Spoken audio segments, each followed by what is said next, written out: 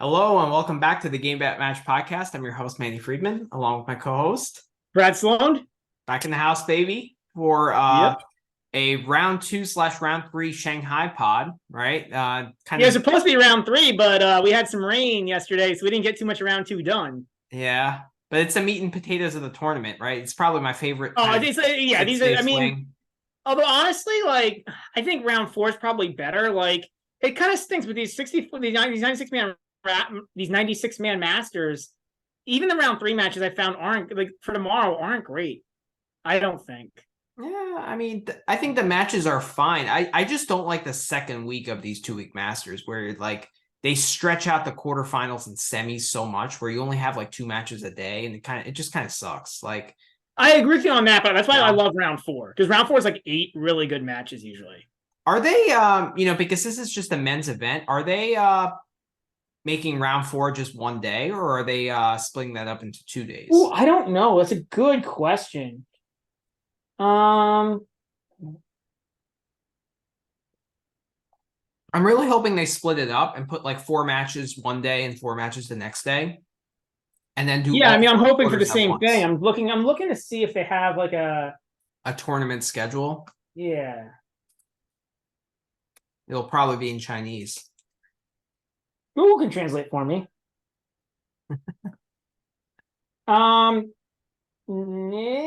What? And no, I can't help you with that. No, it looks like they're doing a whole round of 16 on Tuesday. Oh, why? Yeah. That's my biggest critique with these 2-week masters. You have to stretch out the matches where it's good for fans. You stretch out the second round and third round over 2 days. Why can't you stretch out the fourth round over 2 days? And then and I'm really not sure why they do it at a men's only event. At the event with both genders, I guess I get it. Because then you have each gender gets one day. I guess I get it. I still don't really get it, but I guess you can make the argument. But I really, really don't get it. Yeah. So they're going to be literally 2 matches all day for 2 days. Just 1 day match and 1 night match. That's terrible for the fans that go there. Yeah, it's terrible. Yeah. I guess the answer would be from the organizer's perspective, they get more money because they get more days. They get the same rather than having off days. Because if they have the quarters and they would have an off days, it's best for the organizers because they get to max out the number of days, right? That's what they're doing. They're just maximizing the number of days with tennis played. They would do it would be the same if they stretched out the round of 16. There would be bottom half one day, that would be on Tuesday, then top half on Wednesday, then all 4. Okay. They could do that. They could do that. They could stretch out the round of 16 instead of stretching out the quarters. They could do that. That's better because there are 4 matches each day as opposed to 2. I would agree with that. Yeah, I think that'd be better. Okay, so yeah, that's fine. It's so much better. And then you have quarters on Thursday, Tuesday, Wednesday, and then quarters on.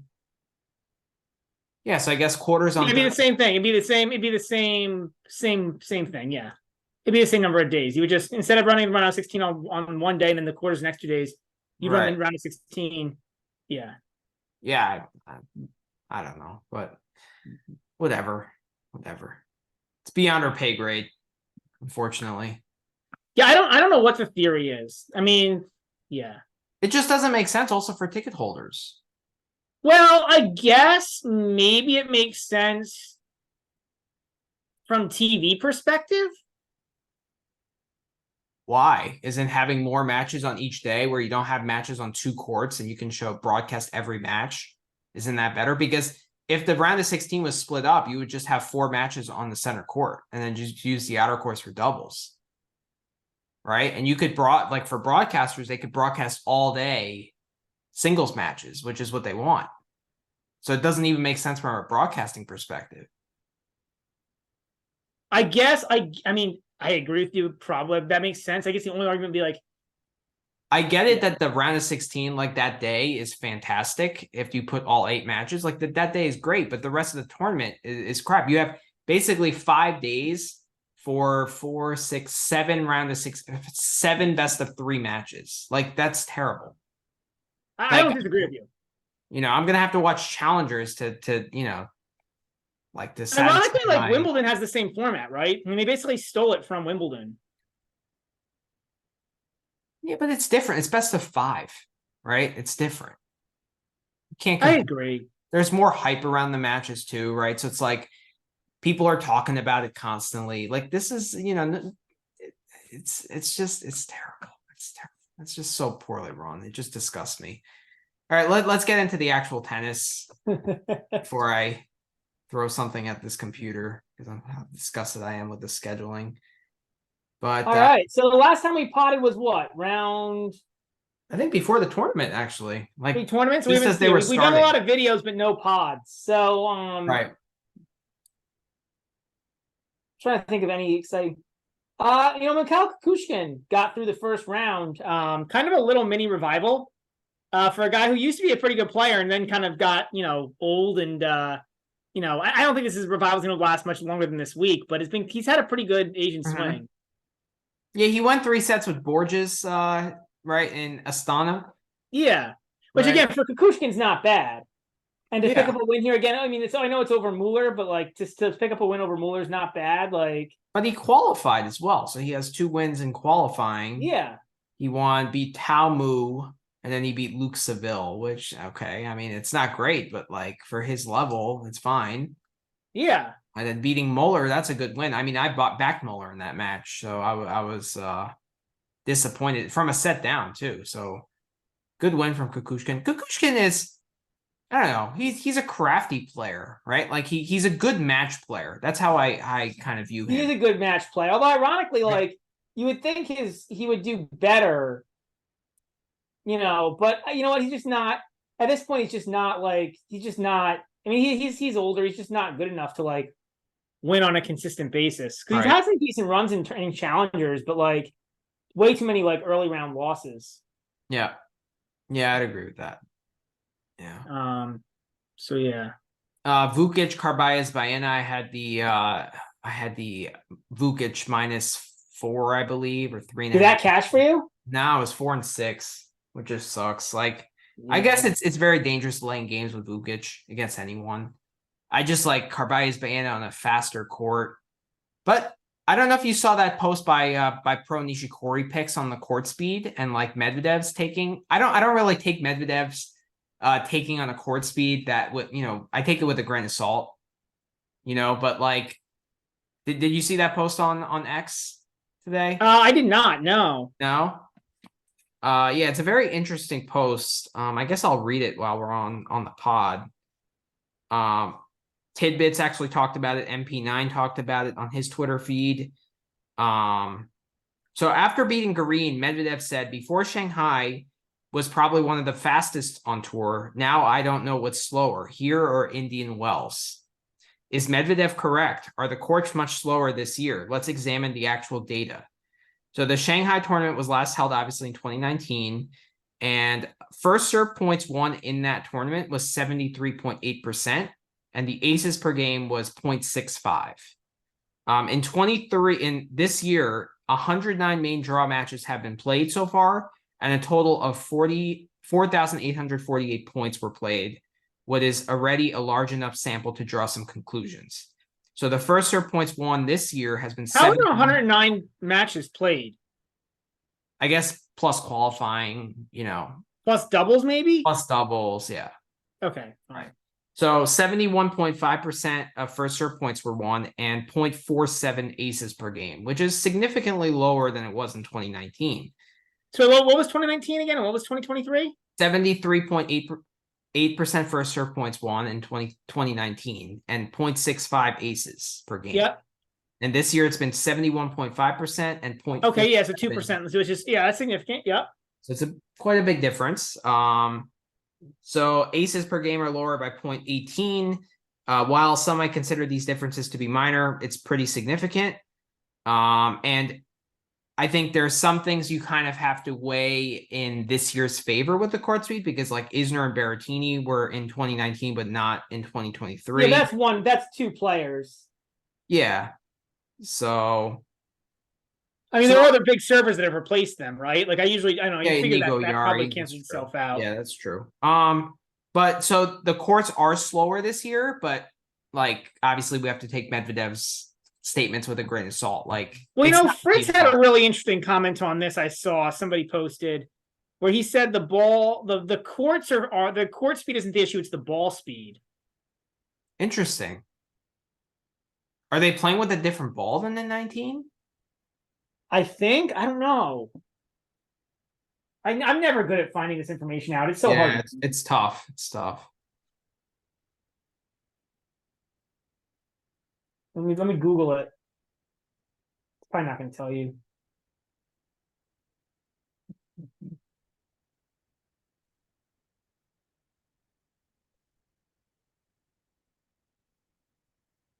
So it's a deco turf. Yeah, the court is deco turf. I'm wondering what the They're playing with a Wilson all-court ball.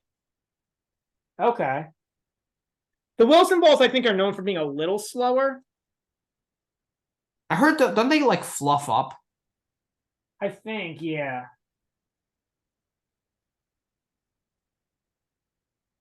I feel like most of the tour they play with this Dunlop ball. They do. That's the official tour of the ATP right? ball. But different tournaments use different balls. So it's an interesting take. So like, I don't think we could say that this court is like super, super quick. I think we can't. No. We have to kind of tone that down a little bit. It's probably maybe slightly quicker than a U.S. Open court is probably. Yeah, it's probably closer to like, so I think now that we've seen, at least a round, also the fact that it's been like raining, quite damp, like that might slow it down a little bit too, right? So it's so that's the thing too. Like, that's why it's tough with these tournaments. You always take weather into play. Right. So okay, that's enough about the conditions. So where were we? Oh, so the Vukic RCB. I mean, that was a disappointing loss for me. Did you bet the Sonego Sekulic match? I did. I think I took. No, I don't think I did. I think I bet the Sonego match. Did he play a second rounder already? Sonego, no. They're kind of. I think they're beginning of the third set against Tiafoe. Oh, they are. Yeah, I bet Sekulic in some capacity then. I don't remember how. Might have been to win a set or over 9.5 or something in the first set. Something that I lost on. Yeah, I think I played the over there, something like that. Did you play the Otmane Thompson match? Don't even remember. I thought you played Otmane, or maybe you stayed away, right? Because like Thompson is coming off that injury. Yeah, I may have played Otmane money line. I don't even remember this point. It's been so long ago. Yeah, it's been long. Schwartzman Van Ash, thank you for talking me out of the 3-set line. I appreciate it. Hey, I told you I had some good stuff this week. I mean, right? Like you never know, man. That's the only thing I know about the sport is that you never know. Yeah, I may just have to go with my gut sometimes. But there was a bunch of times I talked you out of your gut and it ended up working out. I know. So that's why we talk about it. And that time it just didn't pan through. Like, I won on the Otmane. I had Otmane plus 2.5. Okay. Games. Okay. Good. Yeah, I guess Jordan Thompson might be a fade. It's not grass. And like, I don't know what that injury was in Chengdu. That was so weird where he just like pulled the ripcord, like didn't call the trainer. Like that was bizarre. Thompson's a weird dude too. It could have not even been an injury. That could have just been like, I just don't feel like playing anymore, so I'm just gonna leave the tournament. Like I think Klaus might have something to say about that, right? Like he doesn't but like this is like but like I'm not saying this happens a lot, right? Like this, like, but I do feel like there's the occasional, very occasional, like, or it could have been like, all right, maybe to rephrase, it could have been it could have been like a small thing that he could have played through, but was like, screw it, I don't feel like it. You know what I mean? Yeah, and he already lost a tight set, right? Like, so he would have to play 2 sets to come back and win. So yeah. What else was there? Oh, the Watanuki Shang match. So my takeaway from that match is just whenever you want to back Shang in any capacity, just bet him 2-0. Because I mean, he's just not, the physicality is just not there yet. It's not there yet. He can't last the Yeah. third set. And right in the beginning of the third set, he called the trainer. You sent He's me just too small. He's too small. Like he's too physically and like not short, but like too like he's not strong enough. He's not strong enough, exactly, to play this kind of physical brand of tennis. But And this like, is, I mean, this is something that happens to a lot of young guys, though. Remember, like a lot of these young guys have problems with this coming up. I mean, I remember I Mackie get McDonald it. having this issue. But I'm A just lot saying, of if you like Shang is a guy that some people want to back because he's talented, right? yeah, right. But so I'm just saying, don't play him just straight money line. Play him completely agree 2-0, with you. Yeah, I completely agree with you. Yeah, completely agree with you for now. Yeah, if you're gonna play him, because it's really he really almost in third sets he's in major trouble. Yeah, yeah. Actually, he might be somebody who like is worth playing as a first set favorite. Because like in the first set, he's at his best, right? You mean like a first set dog, right? Like play set one money No, line? it's a first set favorite. Like if he's a minus 170 for the match, right? Right. Rather than playing for the match or letting the games, just play him as like a minus 130 for the first set. So the dog usually has worse odds to win the first set, or like Well, it's closer to 50-50, right? right. So the favorite gets slightly better odds. So if you think, you know what I mean? Like, because like if he's down a set, he's in major trouble. Right. And if he's he's got a better chance of winning the first set than anything else in the match. In this case, it didn't work out, but it's like, but in this case, he didn't win the match either. So like, if you think he's going to win the match, take him to win the first set. Okay, that's an interesting take. Just play like a shorter time frame kind of with him because exactly. Like, and as a favorite, last. you get better odds, right? Like because they'll bump it, it'll bump closer to 50-50. Good point. Good point. Yeah. I'll have to think about that for next time. But it's just I'll like with forget, 2-0, you get even better odds, whereas with the first set, you often still have to lay juice playing the favorite, Of course, but like it's also a lot harder to 2-0 somebody than to win the first set, right? Like yeah. Yeah. How about Tsitsipas against Rinky? I mean, we've talked about this before. I don't think this is particularly interesting. Like we both stayed away. I thought it was the book had the line perfectly, and I think the match played out pretty close to that. Like, okay, Steph got the second break at the end of the second set, but he easily could have not. Like, right. It's just I think you said it, Manny, somewhere, but like he's so matchup dependent, Steph, right now. Like if the guy's got power, he's in major trouble. If the guy doesn't, then he can just like because his backhand it's actually passable when the guy doesn't hit like hard to him. Right? Like when the guy's not hitting big to him with either big spin or big pace, it's passable the backhand. Wait. So if someone doesn't hit big to Steph's backhand? And then Steph's backhand looks okay. Yeah, it looks a little ugly, but he's able to time the ball decently well, right? So I think he hits it pretty good. Like he strikes it pretty well on like an average paced ball with not that much spin. Which there are a few guys out there that do that, right? Demonor does that. McDonald hits like that. Rinky plays like that. So against those guys, the backhand is fine. It's not amazing. I agree with you, but it's. That's why I said passable. Like it's a decent backhand. Yeah, it's okay. It's like a B- shot, right? As opposed to when even like BB plus. Like it was like he had some pretty good backhands. I thought against Rinky. Like okay, but like he at least has some time to think whether or not he's going to hit slice or like he needs a little bit of time. That's why he prefers clay, right? Because like he prefers more time on the ball. Yep. But I think he gets in trouble with the one-hander when the guys have big spin too, when he has to hit it from up high. Yeah. He's not the worst with that, but I think he still struggles with it. Like, which is why Rinky's such a good matchup. Because like it's nice, it's not high. It's not well, Steph eats like Diego Schwartzman for breakfast, right? Like because it's not because the ball's not coming in. It's not coming in high. It's not coming in hard. Like the thing with Tsitsipas is like say if he played a de Minaur, like I think he would actually rather play a de Minaur than a Watnuki, for example, right? Like it's just crazy. Like anyone who plays aggressively and can pressure that backhand side, he's just lost against. Like yeah, but Watnuki would be a completely different. That's like a completely different animal, right? I think like if Watnuki played Tsitsipas and Tsitsipas was like a minus 300 favorite or 350 favorite, like wouldn't you back Watnuki in some capacity there? Yeah. Right. But if he played de Minaur, it would be way closer. But I don't think I would back de Minaur in that matchup. Maybe at this point, just with like how putrid Tsitsipas has been. Okay, so like Rinky is 75th in the world. Like Halys is 76th.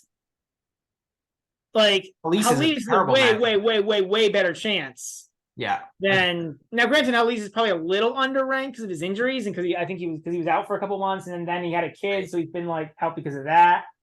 But yeah, I mean, but we've known this about Tsitsipas for a while, which is why we stayed away from Rinky. So it's nice that he advanced because he plays Ugo or Bodic. I don't think I would back him against. I don't think I would play Bodic against Tsitsipas, but like Ugo for sure. Yeah. I also that line might come out close to pick. That's where I mean, I would put Ugo as a slight favorite there. But the books tend to give Tsitsipas a lot of respect still, so it'd probably be a pick, maybe a slight favorite for Tsitsipas even. Yeah, where I'm hoping it would be. But like, I don't know. Can you look up the stats for Tsitsipas against lefties? Good question. Because it seems like he wouldn't be that great against lefties unless he was playing like an Alex Molchan or something like that. But like, I can't imagine getting that ball to that backhand side. It's tough. He's played so few lefties. He is. So you'll laugh. He's 4-2 versus lefties this year. Okay. He beat Shapo, Moutet, Vesely, and Shelton, and he lost to Stricker in the U.S. Open and Molchan at Davis Cup. So it's really hard to get much out of that. I mean, it's only 4-2. It's not much. What about for his career? Ooh. 33-24. But a lot of that data is like Nadal. You really got to look since 2019. Yeah. Last 5 years, he's 19-14. Okay. But I really feel like I really feel like he's regressed in, his returning and his backhand this year in particular. Yeah, the backhand looks a lot worse, and the return game looks a lot worse. Yeah. Honestly, everything looks a little bit worse, though. Like, well, the fact I honestly just think, like, I don't know. We talked about this, I think, on the spaces. Like, if he's not into tennis right now, because he just also doesn't seem to be that mentally into it. Like, if he's not into tennis, just you have enough money, take like as much time as you need off, and it'll just be, you know what I mean? Like, take whatever, just take. But I guess he can't. That's the problem. He'd have to like claim injury because you have like, and actually he couldn't actually take the time off because he still have to show up. Like he's well known enough that he still have to show up to all these tournaments for media stuff. Like it kind of sucks. Even if you're hurt, you still have to show up to all these mandatories. Yeah, I don't think he's like that not into it where he's willing to pull like a Osaka, for example. Like he's kind of into it. I think he's kind of mentally discouraged because he knows how far ahead, the guys like Alcaraz and Djokovic are from him, right? And like he just knows that there's no path to winning these majors, right? So he's kind of stuck in this. I don't think it's that. I mean, I really think that match against Alcaraz at the French Open, where he was, it was nearly 1-2-1, like it was nearly that bad. Like, I think that discouraged him mentally. Like, I don't know. Like he was playing bad long before that. He's been on a bad streak for. He did decently ever since the Aussie Open. He's been bad. I mean, maybe Rotterdam. I think Rotterdam he did all right. What? Not this bad. I don't know. Still made quarters and fourth round of French and Wimbledon, respectively. So, like, I don't know. I mean, don't get me wrong, he's been bad, but I don't think it's just like he's just not into tennis. Like, I don't think that that's the logic here. I think like he's just mentally discouraged and like mentally. I don't know, man. I Just don't know. I feel like the whole Badosa, like he's had a lot of like, and it's not just like the Badosa thing, right? It's like the weird tournament scheduling. It's the traveling and then coming back like one day before an event to like get ready. Like he's been doing a lot of things too, and like firing his dad and then bring him back. Like it's just all weird. It's just all weird. Well, that I actually feel more bad for him on, because I think it's like, because when he like brought in Philippoussis, which made no sense. Mm-hmm. Like he does not need to bring in Philippoussis. Like he needs to bring in like the serve is not the problem. Yeah. Like what, you know, what is bringing in Philip bringing but I think like he just is only comfortable with like people he knows. Probably. I mean, he's not willing to go out and get like a coach he's not familiar with, but that's what I think what he needs. He needs like an Albandian or a Eugenie or a Leighton Hewitt kind of type of coach, you know, like that's what he needs. Oh, well, and frankly, he needs a coach who won't take his shit. Right. Which is somewhat, I mean, there's not that many of them on the tour but like, I don't know, when he brings in coach, like I think he needs to bring in like, you know, but again, like the question is also like, does he want that? I'm not sure. Like, I'm not sure if really like the desire. We crap on Sinner, but like he has a really good team around him. Like that's a tight knit team, and like they have his best interest in heart, and he's willing to listen and change. And like I've seen more like transitioning to Sinner. I've seen more of him kind of coming forward this tournament, like and in Beijing too. Like he's made some significant changes and improvements, I feel, in these couple weeks. Okay. I don't know. I mean, last week beating, Alcaraz and Medvedev is impressive. You know, it is. Yeah, I mean, we'll have to see more than 1 week out of him, but yeah, it's a good start. Yeah. I mean, I don't really have much more to say about Tsitsipas. I mean, the only thing I was gonna say is like, you know, we talk about like lack of motivation. In this case, it's not like lack of motivation when he's on the court. It's like, is he really preparing the way he needs to prepare to become a better player? And I'm not convinced that's the case. Another thing is he working on his weaknesses enough as he should? Well, I mean, that's all part of it, right? Yeah, my guess is that he's not putting in enough, and you feel bad saying it because it doesn't mean he's not putting in any work. But like, you know, the work required to beat a Djokovic or an Alcaraz is like, you know, it's he might not even get there even if he puts in all the work, right? Like there's no guarantee that you get there. Oh, he won't. I mean, right? I feel pretty comfortable at this point in saying he won't. Yeah. But now he's regret, like he was actually quite close, like in 21, 22, like, you know, when he was making he went to Australian. That was a competitive match versus right? Novak. But the fact that he, like, I mean, I guess you can't blame the injury really, but like,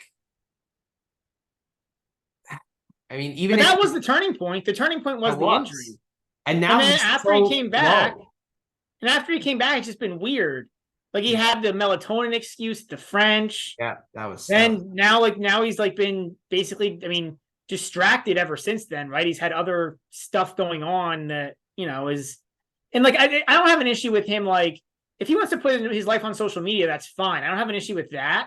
Mm-hmm. From a tennis perspective, he's not going to be very good if he's showing up to tournaments a day before to get ready. Right. You know what I mean? Like it's you know, like a lot of these guys show up way early to get used to conditions. Yeah. I mean, I talked about it a couple of times how hard it is to get practice time. They try to steal practice time where they can. Like, so yeah, well, I think it's those types of things. If you're staying the same, you're falling behind, right? And the fact that... I mean, that's not really true. That's more like coach speak, but... I think it's true. No, because like, what? That means like, because there's always guys coming and going from the tour, so it's not like you're always getting worse. Or not always getting worse, but it's not like Yeah. Well, if I don't know. Alcaraz stayed the same from the 22 U.S. Open to now, he would not win Wimbledon. All right, let's rephrase. In terms of chasing number one, you're probably right. Right? When you're competing against like guys like Alcaraz and Novak, you're probably right. In terms of like his overall ranking, maybe, but like it's not like the tour is always getting better, right? Because like, guys decline for various reasons too. They get hurt, they have issues. So like some guys are going up, some guys are going down. The tour is always changing. But like if you're trying to chase those top spots, then yeah, you're right. Because those top spots are reserved for the guys who are getting better. But we've thought of Tsitsipas as a top guy, right? Like, so your point holds for like top 5, right? Tsitsipas is in that category, right? Like, well, I think for him to shoot for top 5 would be a reasonable goal. Yeah. Yeah. I guess that's what I'm saying. So I'm saying like I agree with you in terms of Tsitsipas. Okay. It's not true on like an overall level. Okay, but I'm saying in terms of like top guys, it's probably true. Yeah, that's fair. That's fair. Plus, like guys are always those top guys. I'm guessing are always looking at least a little bit at each other and have played each other enough to know like. Yeah, Tsitsipas should be looking at guys like JJ Wolf and Arnaldi right now. Like not well, right now, yeah, but he's. I mean, FAA should be thinking about guys like Thiago Montero, like. Thiago Montero's been really down, so I don't know if that's true, but like that's true. A normal Montero probably, yeah, but Montero's been really down for 3 or 4 months. Or like I guess like an Alexander Shevchenko or yeah, that's probably a better one. Shevchenko's a better one. Anyways, who else to talk about? We talked about some of the guys we like to talk about. Arnaldi. We gotta talk a little bit about Arnaldi. I'm very high on him. I'm pumped, man. I have that 33-1 quarters, and That's amazing. He's gotten 2 wins under his belt. 2 wins. And the winner of Nori Wolf is best. Or I think he should be a sizable favorite against either guy in that match. I think so too. Yeah, I'm hoping we'll see, but I'm hoping to set up my dream then the Ugo my Ugo Arnaldi Futures Showdown. That'd be freaking amazing. 11-1 versus 33-1. I mean, that wouldn't be to win, but that would be to get 1 match away. But I love Arnaldi's chances against Tsitsipas, to be honest. If he beats Humbert, yeah. Arnaldi plays the winner of Wolf and Nori next. I like him there, and then he would play the winner of. I love this futures. I love it. Yeah. I love it.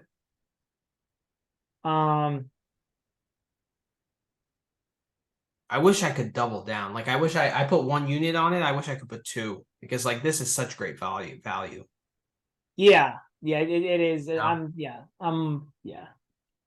I mean, that's to be said. Now, to be fair, he could lose to Nori or Wolf. Like Arnaldi has had some, like. Yeah, but I mean, he brushed aside Nori at the U.S. Open. I'm not saying it's a guarantee that he's going to win. Like, obviously not. Like, it's still plus money at this point. It's just like tremendous value to get 33-1 or even 20-1, which I got it at after the first round. Yeah, like it's still good value. I agree. Fantastic. Even the value in Humbert it's great. I mean, but don't forget he did lose to Mute like 7-8 weeks ago at Cincinnati. Who, Arnaldi? Yeah. All right, I actually think he's a different player after that 4th round of the U.S. Open. Like he's showing gradual improvement. Like he's a different player from then. Since then, a little bit. I think he's better. I don't think he's like miles better. He has a really good forehand, Arnaldi. Really, really good forehand. I mean, that's his best shot. He's just a good, decent all-around player. That's how I kind of judge him or view him. I agree. So yeah, really good stuff there. Yeah, I'm high on Arnaldi. I mean, I like him. Moving on. Tommy Holger Rune takes another loss. Who? Holger Rune. Yep. And that was 11-2 to Nakashima. He can't be right. I didn't see that match, but he can't be right. Like nobody loses to Love and 2 to Nakashima if they're physically right. Yeah, it's true. Like I think Thiago Monteiro probably gets better than 0-2 on him. Probably Bu Yonkachote gets better than 0-2 against him. I mean, like, there's probably no guy in this draw. Rigolete probably gets better than 0-2 against against Nakashima. I mean, I don't know what to say. I guess he's not right. He just was missing easy balls. I mean, I do think Nakashima played decently well, but like, I don't think there's much to say.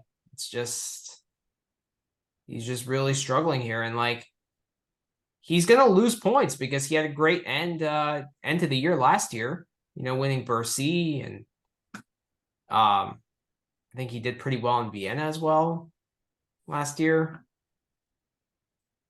Yeah. So, Paul, I mean, Rune had an amazing run at the end of last year. And he's been not great ever since, maybe like middle of the year? Well, since he was okay on the clay. Since making the quarters of Wimbledon. We did make quarters of Wimbledon, didn't we? But after that, he's been terrible. Yeah.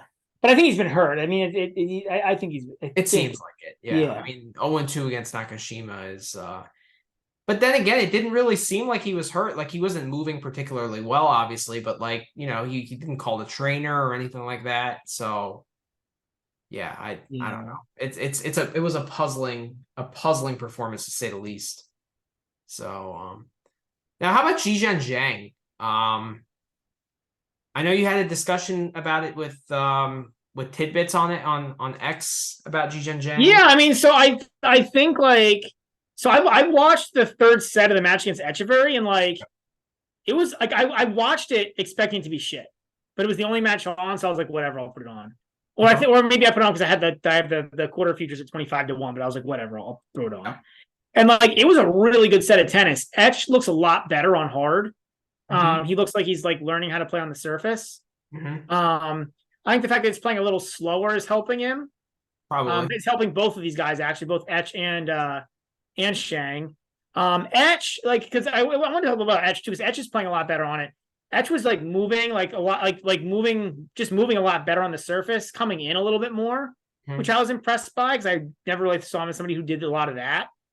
And then for Zhang, like, there were rallies where Zhang was going like 4 to 5 balls in a row cross court and like not trying to hit winners. Wow. Just hitting like, you know, like he'd be on his back foot, you know, or Etch would hit a good deep shot, and Zhang would just go back with a, you know, a normal neutral, not a complete neutral ball, but like a neutral cross court shot. You know what I mean? Like, you know, somewhere in like the middle of the backcourt. Yeah, like, I did not see this match. I was at work, so that's interesting to.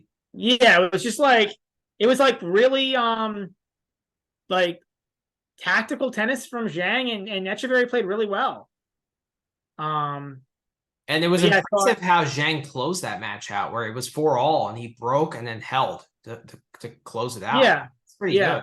Like, that's So I think there were some hiccups like serving for the match. I don't think he closed out the match. He wasn't like particularly impressive in the last game. He got a little tight, but he did get through it. Okay. But yeah, I thought he looked. I mean, that's huge for him, right? If he can learn to dial it back a little bit, like that's massive for him. So, how is his movement though? What? Like, it's one thing if you dial it back, right? But like, if you dial it back, you have to move, you know, better, right? I mean, he moves. I don't think he's that poor of a mover. He certainly isn't like Carlos Alcaraz, but I don't think he's that poor of a mover. I think it's more that he just like. And how was he in the corners? Like, if Etch would like hit an aggressive ball into the corner, would he just bail out? Not great. I mean, but he wasn't bailing out as much as he does, as he was in the past. You know what I mean? Like, I mean, his movement out of the corner still isn't great, but at least he's a little more disciplined. Okay.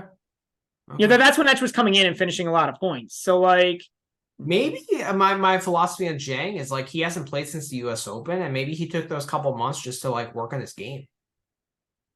Awesome. Yeah. I mean, he's like a guy coming up, right? Like, you know, it's not like, I don't know, like it's, you know, it's like guys are allowed to get better, right?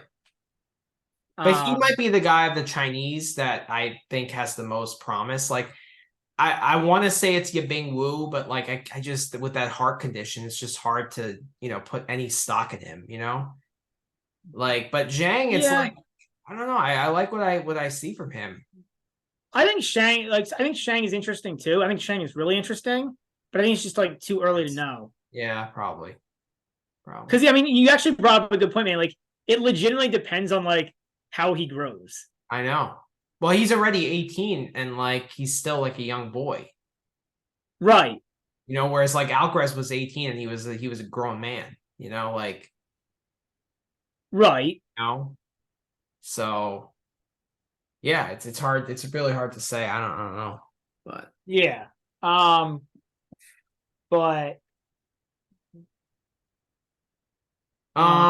Casper Ruud against Yoshi. I mean, that was just a bad performance by Yoshi, and like he just well, just the second set. I didn't watch, but you said the second set was just depressing. Pathetic. Like just total clown mode Yoshi went into. Like it was 5-love and he was packing his bags. Yeah. Like it was just bad. Eubanks beats Hoffman. Oh, and another bad one was Shevchenko against Tseng. I bet Shevchenko 2-0. And I'm not that mad about the bet because it was plus money. And Shevchenko won the first and he was doing okay, and then just had a temper tantrum and blew the match. Where is he?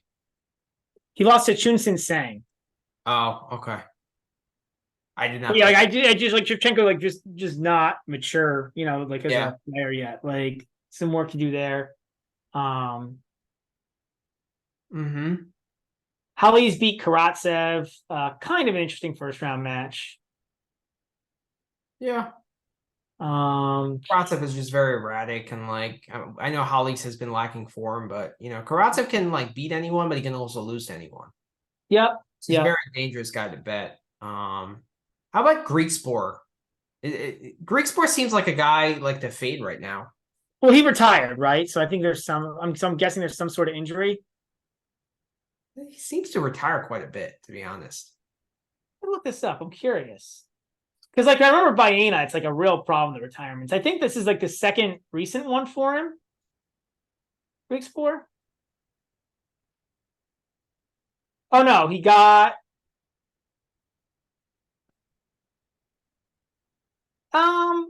he's only had 2 this year. Only 2 this year? 2 is a lot. Yeah. In the year. 2 is quite a bit in the year.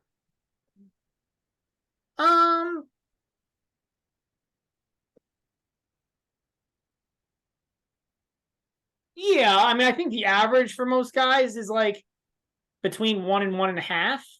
So like 2 is higher than average, but it's not insane. Like, yeah, it's not Draper high, right? Yeah, I think I saw somewhere it's like between 3 and 5% of matches end in retirements. So, all right. Yeah, I get maybe he's hurt. Maybe that's why that Astana performance was so bad. I don't know. Who knows? Like you never know, right? Because like these guys, I mean, they're smart to do it, but these guys just don't share a lot of injury info. Yeah. I feel like it's worth talking more about the losers and the winners because we'll talk about a lot of the winners when we talk through the matches coming up. But I think that being said, like I think Greek Sport is a slight fade. Like even though these courts kind of play to his favor, like the indoor season is going to be quick. I just think like I feel like he's fatigued now. Yeah, I don't know if he's fatigued or hurt. You know what I mean? That'll be the question. Maybe there'll be something that'll come out about his injury. Who knows? It just seems like he's played way more tennis than he's ever have in his career, just because like he's had a good year. So yeah, going deeper into tournaments. So it feels like he's just like hit a wall physically. That's kind of what I see from him. Yeah. A couple more things to talk about. Marazon played amazing against Demon. Oh, amazing! That was a hell of a tennis match by him. Like Demon didn't play bad. No. That was just Marazon playing really, really well. It was amazing. It was amazing. Yeah. I just thought it was worth calling that out because like I agree. It's easy and for Demon, that's always an issue for him, right? Like you can take the racket out of his hand. I mean, Mauer's not going to take the racket out of a lot of guys' hands, but de Minaur falls in that group. Yeah, but to do it like 2 and 4, like 3 and 5, you mean? 3 and 5, yeah, but in this 3 and 4, I think, right? But in the style, no, it's 3 and 5. He got broken at 5-4. Oh, that's right. That's right. And then he broke immediately back. Yeah, right. That is worth calling out too. That's impressive. Yeah, that was really good. Yeah, really, really good. Another guy I want to talk about is Safiullin. That was a hell of a match that he played against Zverev. Amazing tennis. I mean, like, I know Zverev might be a little bit fatigued and like there is a narrative there, but Safiullin played a hell of a match. Like that was really high level all court tennis that he played. Did you see any of that? I did not, but I would. I mean, he's been playing well lately. Like, actually, it's really cool to look at Safiullin because I was looking at Safiullin. He's a guy that if you look at his ranking like throughout his career, it's gone like very slowly up. Mm-hmm. But like you can see like a very slow, like just incrementally making slow steps of progression. Mm-hmm. And he just never had like that catapult that like most guys have. Or not most guys, but that a lot of tour players have a catapult where they have like an amazing year where they go from like 300 to like 100, right? Because they make a bunch of like good runs. Right. And Safiullin's never had that. He's gone from like 280, 230, 200, 160. And so like I think like at the end of like, for like beginning of the year, we were talking about him as like a borderline ATP player, right? Like somebody like more of a challenger guy, but would maybe get into slams, would be in all the slam, or like would be in a lot of qualities for ATP events, right? Yeah. And now he's taking that next step up, which is kind of like ATP cards. So, well, now he's a bona fide ATP player, right? Like, yeah, he's well above the Kubler line. Oh, well above. And the way he played against Zverev, you should watch highlights of that match. That was incredible. Well, I mean, Safiullin's highlights are amazing, right? The challenge is that he still has some really bad matches. Like he lost to Juan Manuel Cerundolo in one of the, I think in Canada or something. So like, okay, but I that being said, I have seen some consistency from him recently. That Chengdu final to win a couple matches and play a good match against Zverev, and then now backing up with this performance, like I see some more consistency. Quarters at Wimbledon, that Paul match against or that match against Paul at the US Open. So I see some more consistent good tennis from him. Yeah, but I mean, so we'll let that Chengdu run though, right? Like, and you can only play the guys in front of you. Mm-hmm. But he beat Nakashima. Okay. Dan Evans coming off the Davis Cup, which we we talked about that. Yeah. Dan Evans. Uh-huh. He got the retirement from Jordan Thompson, and he beat Musetti. So like it's not like you beat. I mean, and granted it's a 250, so like you're not gonna be beating a ton of world beaters. But he's beating some of these guys easily. Like Musetti was 3-3, 3-4, but yeah, 3-4. Then I mean Thompson was a close first set. No, he's playing well. I guess the question is like, what level would you say he's playing at right now? Like if you had to put him in like power rankings somewhere, like where would you put him right now?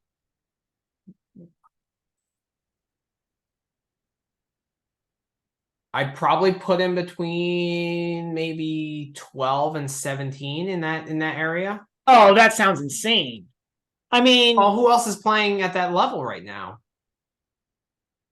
So I mean, 41 to 45, or so 41 to 50 right now in the rankings, right? Are Max Purcell, who's hurt, so he's not playing well. Okay. Arnaldi, Poprin. I put him ahead of both of those guys right now. You put him ahead of Arnaldi? Yes, slightly. Ooh. Slightly, very slightly. They're close. They're neck and neck. Okay, Poprin. I think he's a little bit ahead of Poprin. Ahead of Poprin. Fees, Kecmanovic. Ahead of both of those. Wawrinka, Altmaier, Yoshi, Offner, and then Safiullin's 50. So like he's way ahead of both of them. Can you name me the next 10? Yeah, Echeverry, Eubanks, Evans. Ahead of Evans? Yes. Ooh, okay. I don't know. I mean that depends on like. All right, keep going. That's a tricky one. Ugo, Bublik is like tough to even put there. Right. Dere, Shapo, who's not playing anywhere near there. Mackey. I mean, like, I would agree with you. He's probably somewhere in like the third. And I mean, I wouldn't agree with you in 12 to 17. I think he's somewhere in the 30s. Name the next tier. Name the next 10 guys.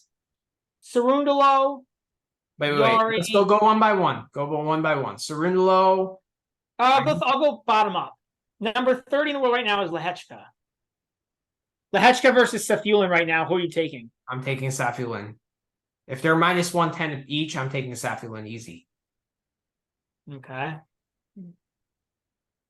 Baez, that's a tough one because he's so surface dependent. Coric is tough because he shows up like 2 weeks a year. Struff is hurt. Korda, we know, isn't playing anywhere near that level. Foki, Safiullin versus Foki? Probably go Safiullin. Yeah, I don't know, man. I'm not. I mean, I think that's where the line is, kind of, right? Like, all right, keep going. Greek Spore. Greek Spore's tough because he's probably hurt right now. Yeah. Mannarino, Yari, Cerundolo, Shelton, Dimitrov. I wouldn't take him over. Shelton is weird. I don't know what I would do with Shelton. Well, that's his next matchup, so we'll talk about that. Cerundolo. I probably on this court, on a clay court, no, but on this court, I probably give Safiullin the edge. The slight edge. Yeah, like it's tough too, because so much of this is like these players are condition dependent, right? And like these are also pretty good conditions right now for Safiullin. Yeah, but we're talking about these conditions, right? You asked me what rank in the power rankings, where would you put him in these conditions? Fair enough. I guess like as an overall player, I was thinking more as an overall player. Where would you put him right now? But I mean, I did ask you in these conditions. I put him between 12 and 17. And I think that Fokina right now is 25. Mannarino is 20. Overall, I probably put him between 25 and 30, right? Or maybe 22 and 27 in that area. You're higher than me then. I mean, I have him somewhere around like maybe 40, maybe 35 to 40. Like, I don't know. So who's after Fokina? So 21 to 25, 21 to 20, 20 to 24. Greek Sports 24. Mannarino's 23. Yari's 22. Cerundolo 21. Shelton is 20. Dimitrov is 19. Okay, and then what about 18 through 18 through Rossetti, Hurkacz. I mean, Nori and FA are tanking down right now. Yeah. Kachanov, Tiafoe's tanking down. I mean, I guess like. So you put those three guys who are between 15 and 20 out of the picture, right? And like, I think he's pretty close to the Fokina, Cerundolo, Shelton kind of crew, right? Like that's kind of where I put him. So, I mean, that gives you 12 to between 15 and 17 right there.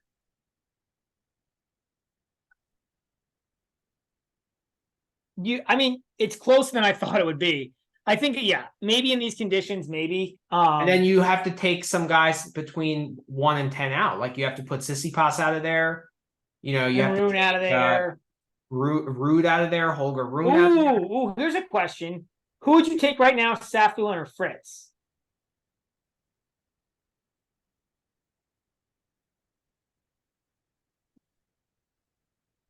That's close. That's where, like, yeah, that's where he is right now in these conditions. It's crazy.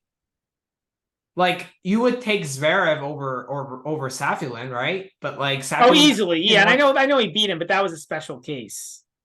Yeah, it was a special case. That he was way above his best, and like, you know, Zverev was below his best, right? So if you take the average of where each guy was, Zverev wins probably 75-80% of the time, right? Probably more. Which I think is where I think that's even like, I mean, I don't even think it's that much. Like it's that's what I think is amazing about tennis is like how much of it is variance. Cause like so many of these guys beat each other, you know, like guys who you think are like clearly better.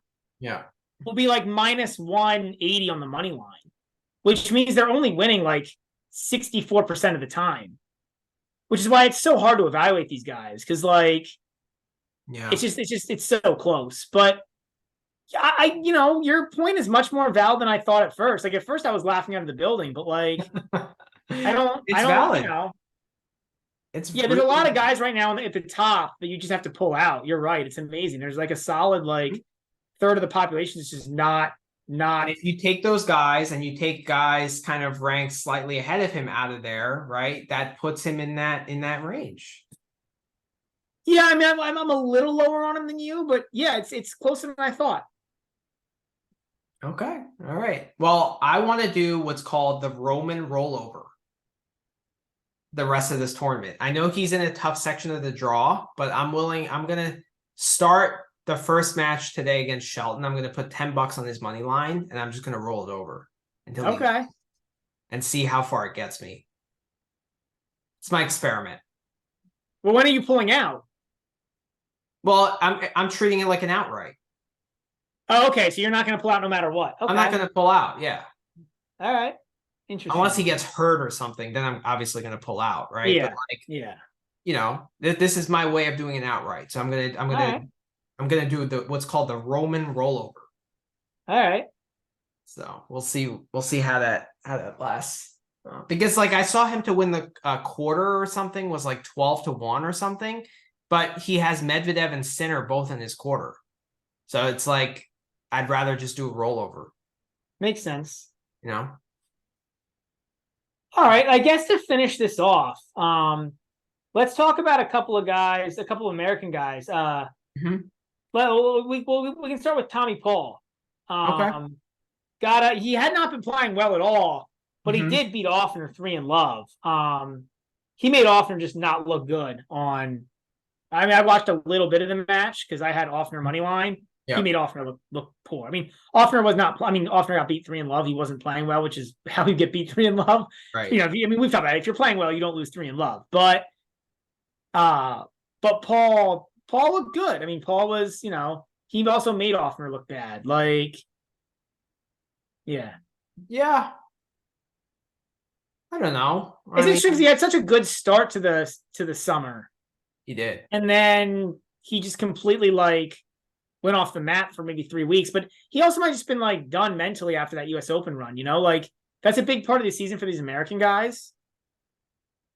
Yeah, he kind of emptied the tank there, right? And then I think there were a lot of expectations on him. Granted, he was in that easy section of the draw at the US Open and losing to Shelton, where Shelton has probably played tennis half the time that Paul has. Honestly, that's the match he should have won, man. Didn't he? He should have gone double break in the first set. Absolutely. Somehow lost an easy that forehand, and then it was a bad loss for him.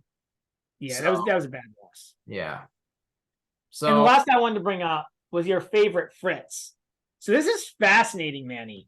I looked this up because I have a new take on Taylor Fritz. Okay. Taylor Fritz in the US is 35-9 over the past 2 years.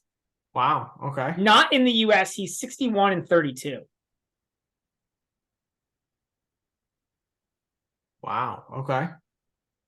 I think he's becoming like the Casper Ruud of American hard courts. Where back him on American hard courts, but nowhere else. You got to be careful with that because he did win Tokyo last year. Okay, but that's one event, right? I'm giving you the overall record, 61-32, last 2 years outside of the US. It's interesting. It's an interesting take, but who are those losses against? And there's 32 of them. I'm not going to list all 32 guys. Just recently, though, is he? Well, it's carry. It's this is like I said. That's why I took a big sample, is because I think it's I think he just plays a lot better at home. We've seen this now for 2 years.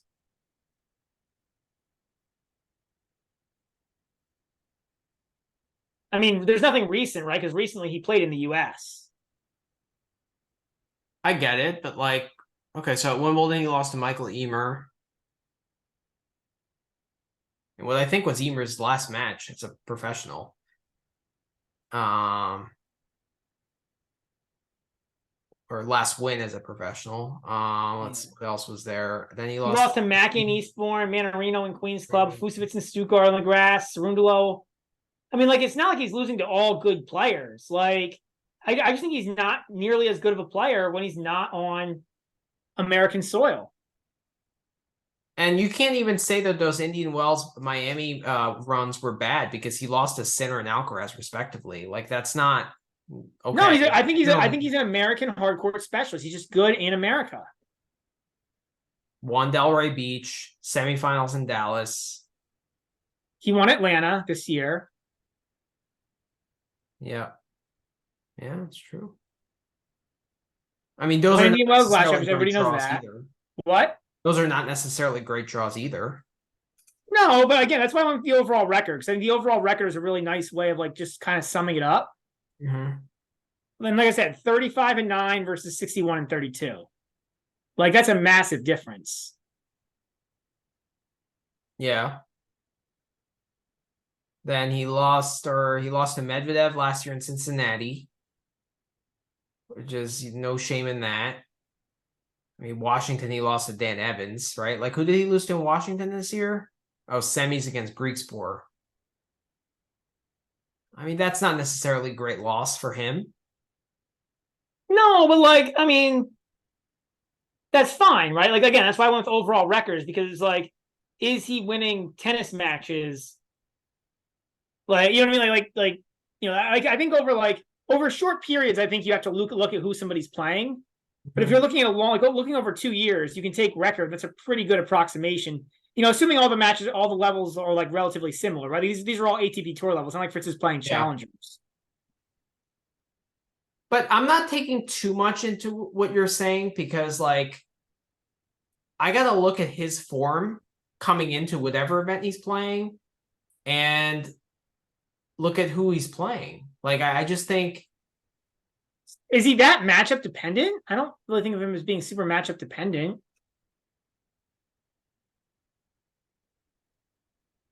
Yeah, but like I feel like now he's kind of lacking confidence, right? A little bit. I mean, you can say about anybody who's not winning matches. And then he'll go to the US, he'll do well, and he'll all of a sudden be having confidence again. So do you think that his US Open run was actually a good run, or you think he just like, I think it was more a product of an easy draw, to be honest.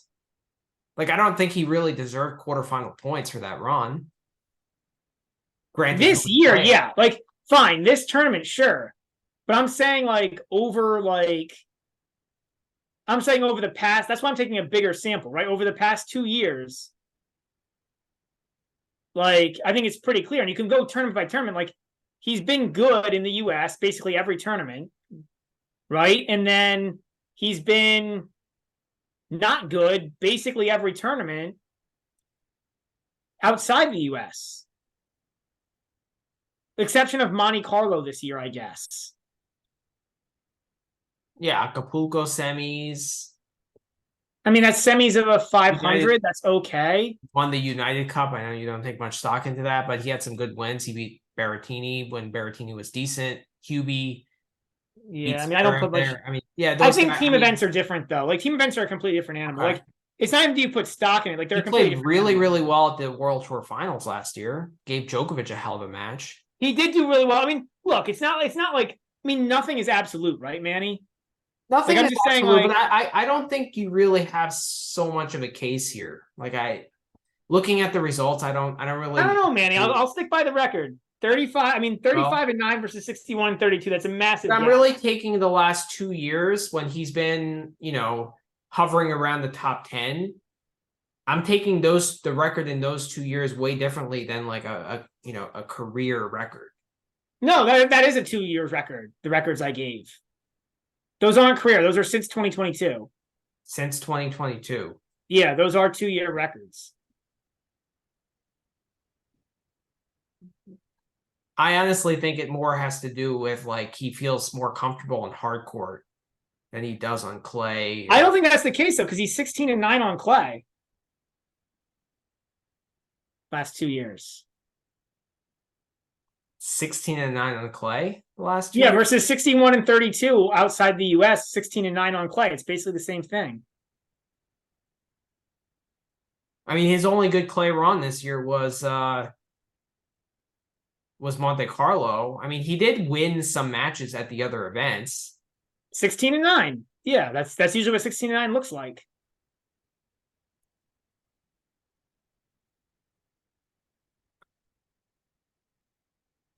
I'll have to agree to disagree here. That's how I'll put it. I don't know, man. I don't understand. I don't understand your case against it. Like, yeah, you can read results, but like we just read all the good results on American tournaments. I just see too many decent results outside of America, like the Tokyo win, the World Tour Finals win. He didn't win World Tour Finals, right? He played well, Yeah, but he didn't win, but he, semis gave Djokovic a hell of a match.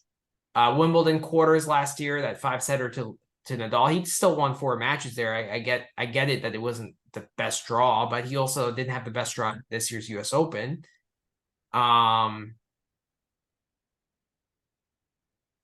Monte Carlo semis, like there are enough good results in there. Well, like I said, 61 and 32. Like 61 and 32 means you're sometimes decent, right? Like, and I guess it's not like a massive gap. Like, I guess my point is like he's actually really good on American hard courts. I think you would take it the other way. It's not that he's bad on like it's I would put him as like, I guess here's what I would say. I would put him as like borderline top 5 in the world on American hard courts. And then maybe in the 20s anywhere else. And that's what gives him the ranking of like 9 or 10. Yeah. Well, yeah, I mean, I don't even know how he's still ranked 10, but yeah, I mean, he's ranked 10 still because he's living off that World Tour Finals, right? But yeah.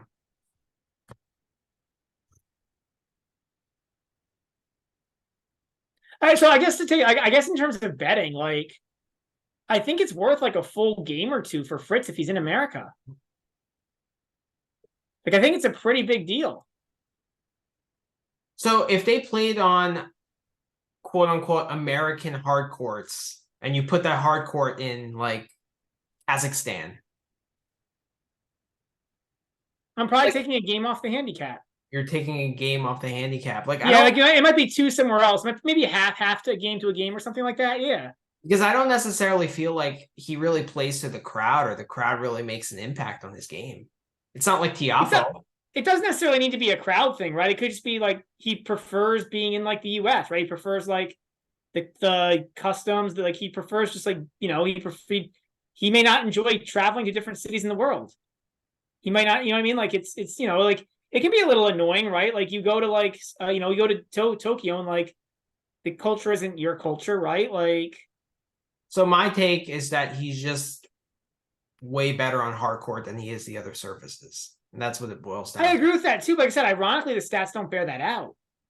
Because I thought that was my first take, was your take. But the stats don't bear it out. He's 45 and 23 or so on the non-clay surfaces outside of America and 16 and 9 on clay. Well, post this on X, and I want you to tag Klaus Fulgaard and Tidbits Tennis and MP9, and I want to see what they have to say. It'll be interesting. It'll be interesting, but I'm very curious to see. I mean, it's a really, really good discussion. Yeah. I'm just not all the way there, just still looking at these results, but I get what you're saying. It's interesting. I'm definitely going to post it. I think it's an interesting. Okay. It is an interesting discussion. Yeah. All right. Should we preview the matches coming up? Yeah, let's take a quick 5-minute timeout and then we'll preview the matches. Sounds good. All right, everyone. Welcome back to the pod. So our recap is over. Now we are going to preview the meat and potatoes time, baby. This is always my favorite part of the pod. I feel this is the meat and potatoes of the pod when we preview the matches. It's amazing. So we're going to go over the rest of the round 2 matches that have not been completed. We're not going to talk about the ones that are in progress. Maybe we might touch on it if we think that there's a decent live betting opportunity, but for the most part, we're just going to do the matches that haven't started yet. And then there are 8 third round matches that we're going to preview as well. So let's get right into it. So we'll break it up. Also, we're going to talk about the 5 12:30 a.m. matches or 12:30 p.m. in Shanghai. Poster picks, and then we'll get back to the rest of the pod. So yeah, we'll try to get those 12:30 ones up, like with a little bit of time for you guys to look and answer. Yep. All right, so the first match we're going to talk about is Arthur Fils against Davidovich Fokina.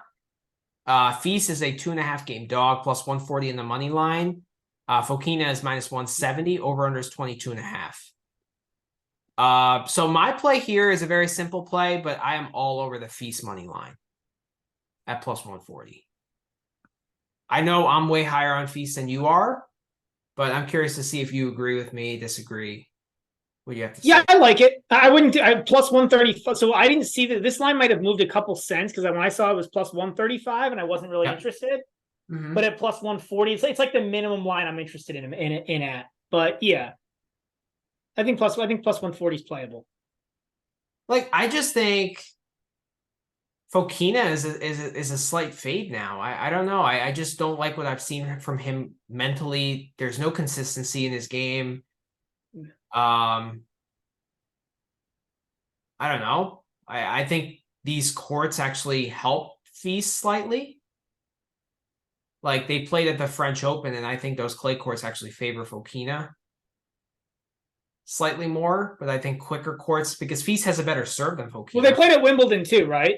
They did, yeah. But Fokina, so Feast has a way better serve than Fokina.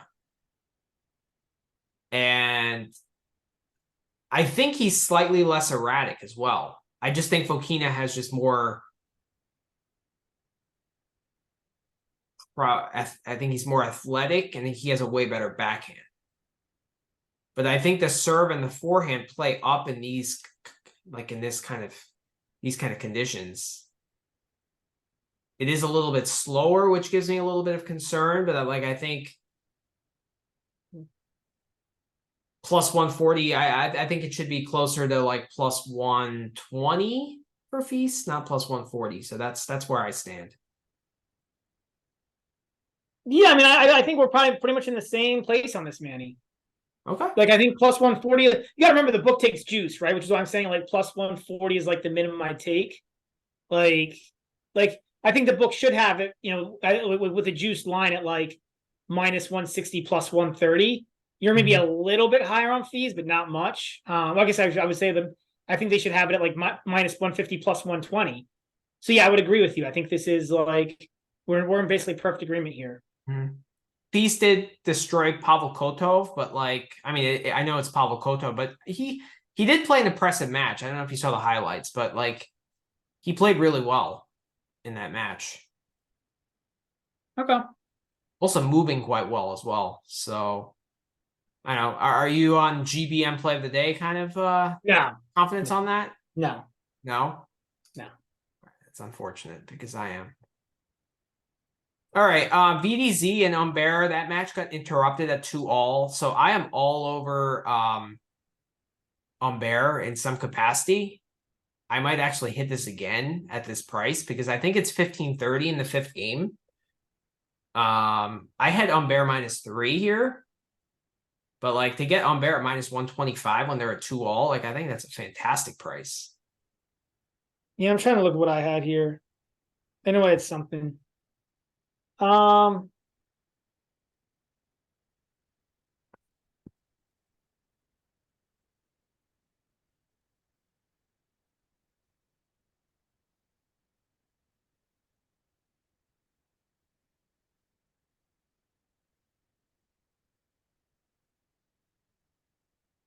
Just stalling while I look up. I placed way too many bets.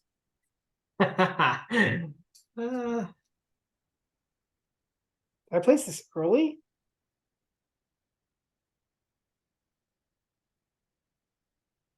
You know what? I might not have hit this. I might have stayed away here. Well, you're going to get a better price on Humbert if you hit it now. Yeah. Yeah, this might have been a soft stay away for me, if that makes sense. I just didn't quite. Plus, I have my Humbert 11-1 quarters. Okay, so you can just ride that. Yeah. I have Humbert in a lot of parlays, so I might still lay off. But I think that's, if you're going to hit something here, you have to hit Humbert. Yeah, I mean, yeah, VDZ hasn't been good in a while now. I generally agree with that. VDZ did play better than O'Connell in that match, but he struggled mightily to close that match out. I think he was up a set, and I think he was serving for the match in the second, and then he got broken for the first time as he was serving it out. He just lacks a lot of confidence right now. Yeah, well, I mean, he's lacked confidence for a long time now, right? He has, yeah. Since really the Munich final, when he choked that match against Holger Rune. Well, yeah, that seemed to be the turning. I mean, he really wasn't doing well before that, but then he got even worse after that. Yeah. Yeah. But I already have a lot on Umber, so I'm going to lay off right now. But like, I think minus 125 is a fantastic play. If you want, if our viewers, is that the money line or is that laying games? That's the money line. That's kind of amazing, actually. I'm actually willing to. I don't know. I might hit that again. That's so good. That is pretty damn good. Yeah, it is. All right, next match is Ruud against Eubanks. Ruud is a 3-game favorite. Minus 350 on the money line. Over under is 24. Eubanks is plus 275. Yeah, so I'm all over Eubanks here, man. Me too. It's kind of like bad on bad again. I have two plays here. I have Eubanks in the over 23. I feel like Ruud is like, he's a better offensive player than he is a defensive player. Yeah, I would agree with that. So I think it's, I don't think it's gonna be like it. It's not a given he breaks Eubanks' serve, and then yeah. So I think it should be more than a half. Like the neutral is 22.5, right? So I think it should be more than. Well, it's 24 now. Oh, it's going to because I have it at 23. I hit it before I got it at 23. Yeah, I'm definitely not touching the over-under. Yeah, 24 is too high. I have it at 23. Okay. And I was, so I guess the market kind of came in behind me. But how do you differentiate Ruud playing aggressive power players as opposed to Tsitsipas? On a quick court, on a quickish court. I think it's similar, but I don't think it's anywhere near as extreme. Because I was thinking the same thing. I think this matchup is pretty good for Eubanks also. I agree with you because but it's the difference is that when Ruud gets the offensive, I feel like with the forehand, right? It's similar to Tsitsipas now.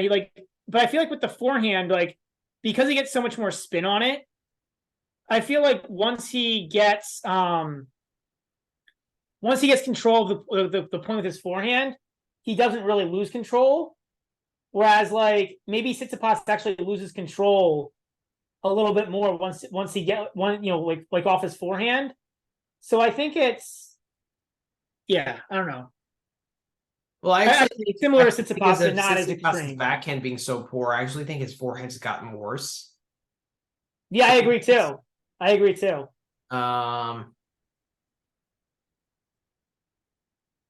I don't know. I mean, I just think Eubanks should be plus 200 on this money line or plus 185, not plus 275. I think it's. Manny, I was going to say the same exact thing. I think I agree. I think Ruud will win this match, but 275 seems insane. 200. 220, I could see. I'm all over Eubanks here, and I'm going with the Eubanks over combo. Okay. Well, they're not offering that anymore. I wouldn't touch it at 24. No, I just have Eubanks money line. Yeah, I think given where it's at now, I think that's why I would just sit there. Are we making that a GBM play of the day? Yeah, I mean I'm good with it if you are. Okay, I'll back that. Yeah, I actually don't mind the plus 3 at even money too. I just don't think Ruud is particularly. Well, that's why I have the over 23, right? I see the over 20. Well, right. So I think plus 3 at even money is now the play. I would play I like the Eubanks money line best, but I also like the plus 3. I think that's how I would play the over now, if that makes sense. Okay, I get that. So. But yeah, I just don't like Ruud on hard is just not that good.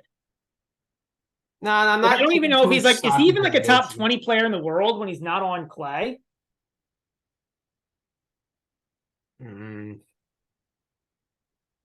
Probably not. Definitely not top 20 on grass. And I'd probably put him I mean, on. he's not actually. You know what? I mean, I'm gonna go further with it. He's not anywhere near. Like, I think he's probably like somewhere like Safiullin or Ruud. Who would you take? Safiullin.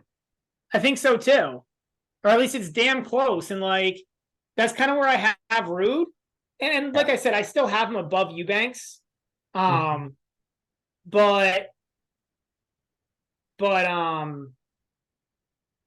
not 275 ahead. You know what I mean? Like I said, I think Ruud will win, but I think it's going to be, I think it's not a given.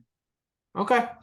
So the money line will be our play of the day. I'm also going to hit the +3. I really like that. Yeah, like I said, I think you and I are thinking the same here, Manny. Like, I just prefer the over because that way, like, there's no chance of like a backdoor.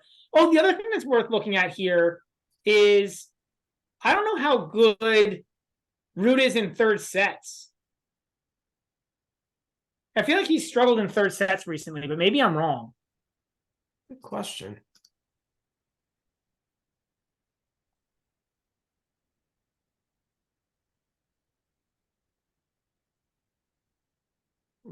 He lost a fifth to Zhang.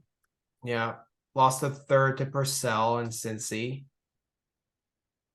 Lost the third to Fokina in Canada. Won a third and a tiebreak in Echeverry at Beijing, but that's not great. No.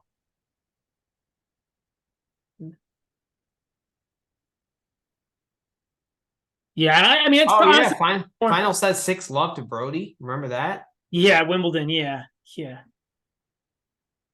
So. Yeah, I mean. Yeah. Not great.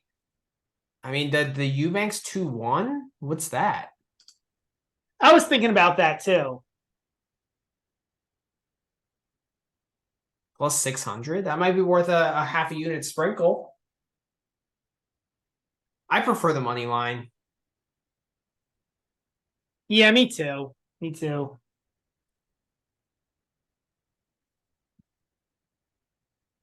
Yeah. All right. We're not really going to talk about the Tiafoe Sonigo match because they're already in the third set. Yeah. Wolf and Nori, same thing. Nori's up a break in the third, but like I don't know, Wolf +350 is not that's appetizing. It's appetizing. I gotta. Yeah, what is the score in that 3-2 game? Question. Ugh. We get these scores. Oh shit.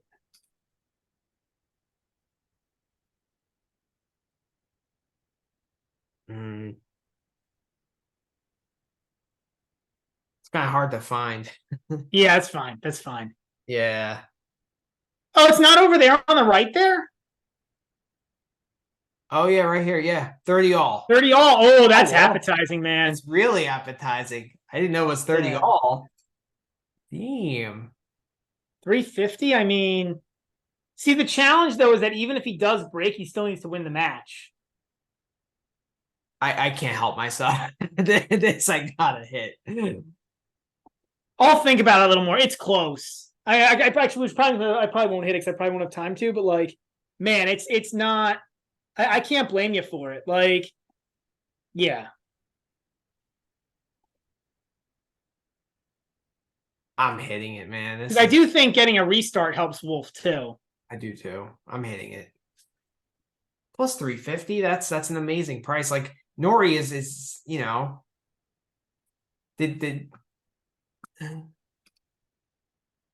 yeah, no. So Nori doesn't typically start well, right? Is he a fast starter or he's the guy that plays better as the match goes on? You would think the second, but I don't know.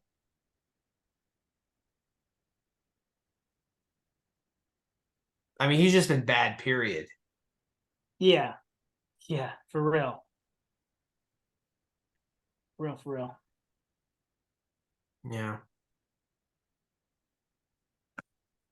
All right. Yeah, I can't help myself with that. I mean, I don't really want to back Wolf.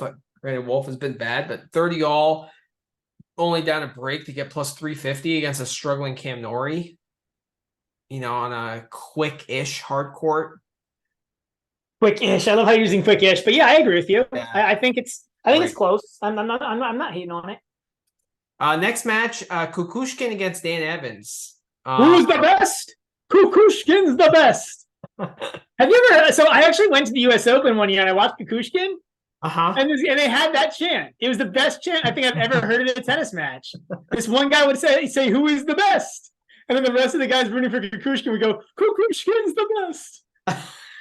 That's fantastic. It was like so wholesome too, right? Because it's like not like it's not vulgar, like nothing tricky. It's just like Like, were they dressed in Borat costumes? Nobody dressed in a Borat costume. No, this is a long time ago. This is back when Kukushkin was good, like 5-6 years ago. Back when it was like really? Yeah. Well, Borat was out then. I think Borat was like 2012 or something. Yeah, Borat might have been out. I don't know. I mean, there might have been one or two people in a Borat costume. I don't remember Borat costume. I just remember who is the best. Kukushkin's the best. And they would yell after like every point. It was amazing. That's awesome. Anyways. I don't think Kukushkin is the best in this matchup. I'm Dan Evans. I'm not playing this match. I just have Dan Evans money line in a bunch of parlays. I've got Kukushkin here. Money line. Really? I don't know, man. Like, I just think that like my overall take on Evans is you never know. Like, he's just, especially early in tournaments, like. I guess. I don't think it should be 4 games. Like, if I were to play this, I'd probably play Kukushkin plus the 4. Or Kukushkin to win a set. Probably that's better. Granted, like, he could go away, late in the third.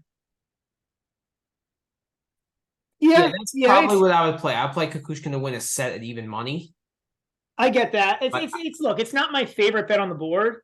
It wouldn't be like I wouldn't be trying to push you for a GBM play of the day, but like Kukushkin has been pretty good since he's or the past month or two, and Evans not so much. So, but I also think that Kukushkin kind of wins his matches on tactics and kind of playing like an unconventional style that gets under opponent's skin. And I don't really feel like he can do that against Evans because Evans does the same thing to opponents. So I don't think this is a great matchup for him. That's an interesting take. It doesn't change my thoughts at plus 290, but it's an interesting take. Okay. But that's the reason why I can't back Kukushkin. Yeah. Fully here. He's just been good. He's been, for Kukushkin, he's been good. Okay. It's fair. All right, so let's take a quick break. We're going to post our picks for the early window, and then we're going to get back with the rest of the matchups. All right. Thanks, guys. All right, everyone. Welcome back to the show. So let's get into the later matches in Shanghai. So let's start with Dimitrov against Alexander Vukic. Dimitrov is a 4.5 game favorite, minus 425 on the money line. Vukic is plus 325. Over under is 22.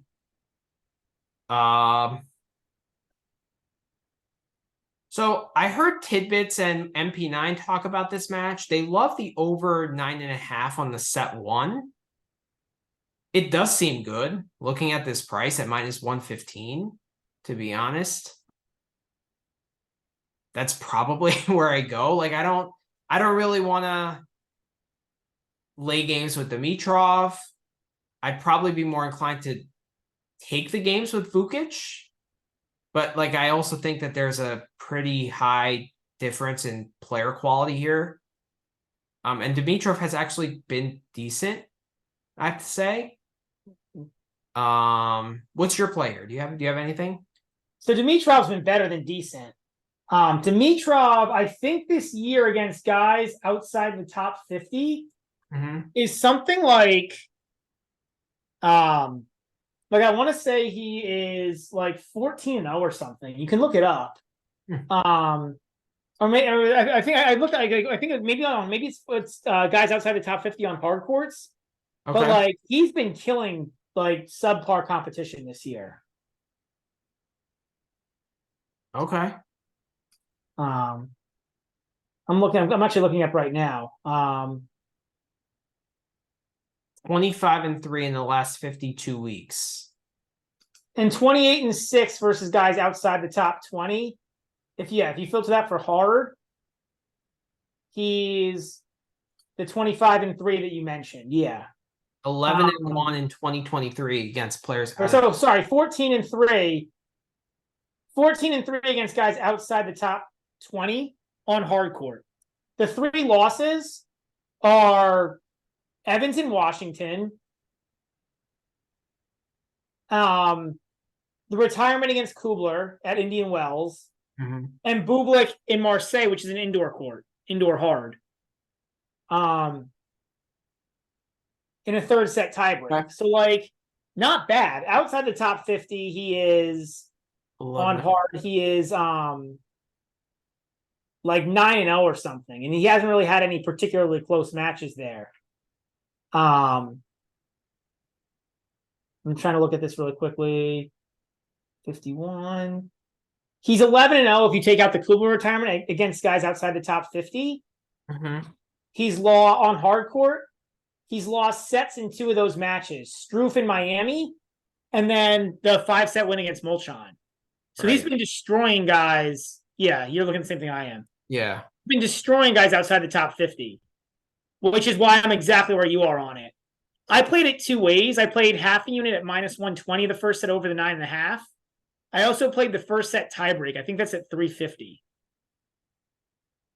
Plus 350. Well, how many times has he played? But you also have to look at the servers. Like, he hasn't really played any big servers. Well, G's Brewer has a good serve. Struff is a big server. Rusevori's serve isn't bad. I just don't think Vukic is very good. But I do think with the serve game on a slightly quickish court, it could take a little while for Dimitrov to get into the match. That's why I like the overs in the first set, but nothing else. I like the over 9.5, but not the not the tiebreak. I need a little better than that. Yeah, I don't know. I think 350. It was 350 when I saw it, which I think is pretty good, but I'll play the over 9.5 with you. All right. Is that a GBM play of the day?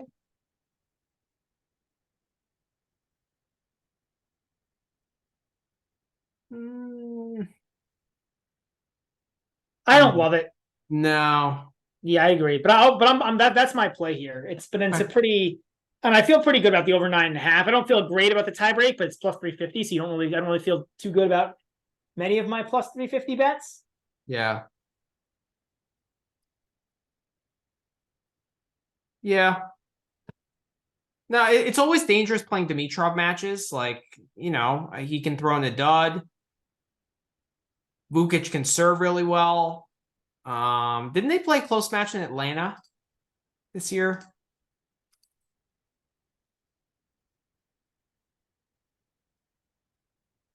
No. I guess Vukic just made the final, so if I think he played him, but he didn't. But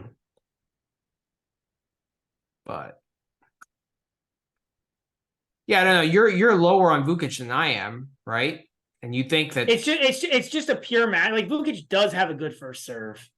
He does. And like the serve forehand, like maybe it would just be pure holds, right? It would just be how many times can he hold serve before Dimitrov like gets into a groove and figures it out. Right. All right, next match here is Lechka against Diego Schwartzman. So Lechka's a 3.5 game favorite, minus 250 on the money line. Schwartzman is plus 200. The over-under is 22. So I'm all over Lechka minus 3.5 here. I'm all over it. I'm not buying much into the Schwartzman win against Van Ash. That's kind of a matchup with 2 underpowered guys, and like just Schwartzman kind of got the better of him. But like I'm still kind of on the Schwartzman fade here. I'm not really buying his form. He's been a little better recently. I can't deny that, but I just think when Schwartzman is put on defense, it's really hard for him to get out of those positions now. Whereas before he used to kind of play aggressively in defensive positions, and he's just not able to do that anymore. And he's going to be forced into defensive positions in this matchup. That's just how I look at it. You agree with me? So kind of. Okay.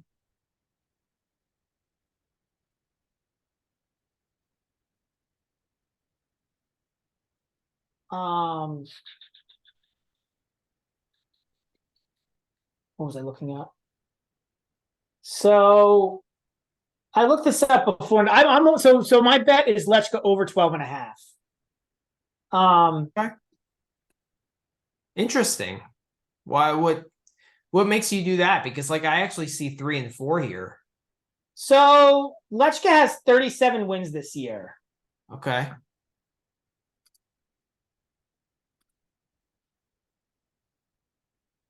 If we take out matches, and actually if we go, he has 22 wins on a hard court this year. Mm-hmm.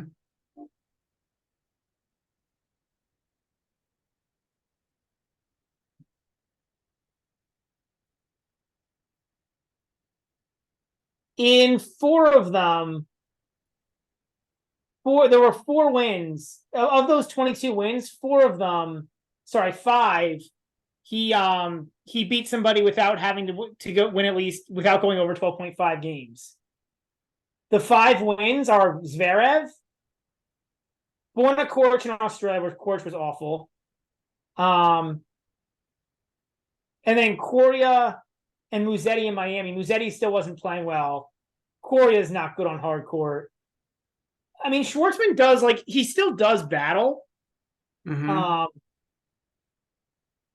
I think Lechka will get there, but I like the over 12.5. I think it's around similar odds. But it gives him space in case he loses a set. He even could theoretically get there if he loses in 3 sets, but I don't think that'll happen. But yeah, I think Schwartzman's able to get 1 set to get to 5 games in 1 set. Yeah, but I think he'll need some help from Lechka in order to get there. Like he'll need Lechka to kind of have a pretty bad rough patch. Lechka's liable to do that. He is. He is. But yeah, that's my play here. I'm on the Lechka. If you think Lechka's going to have rough patches, then I think like you should back Schwartzman in some capacity. Well, over 12.5 is kind of backing Schwartzman, right?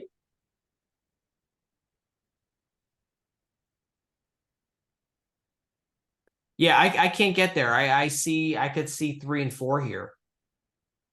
I just think Lechka's going to be able to hold serve easier, and I think he's also going to have a lot of break opportunities. And I think he's just going to force Schwartzman into defensive positions with his bigger game.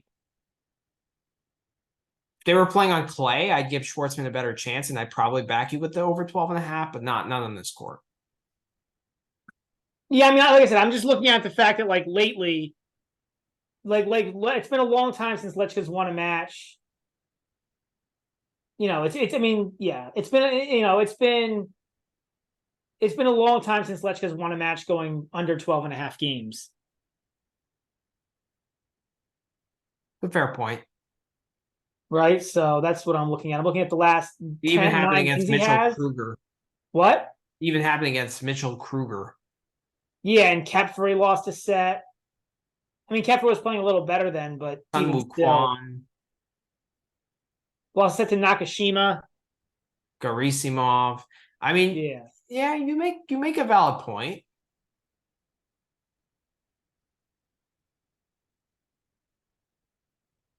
And then if Schwartzman does show up and win a set, you're not hoping for a backdoor cover.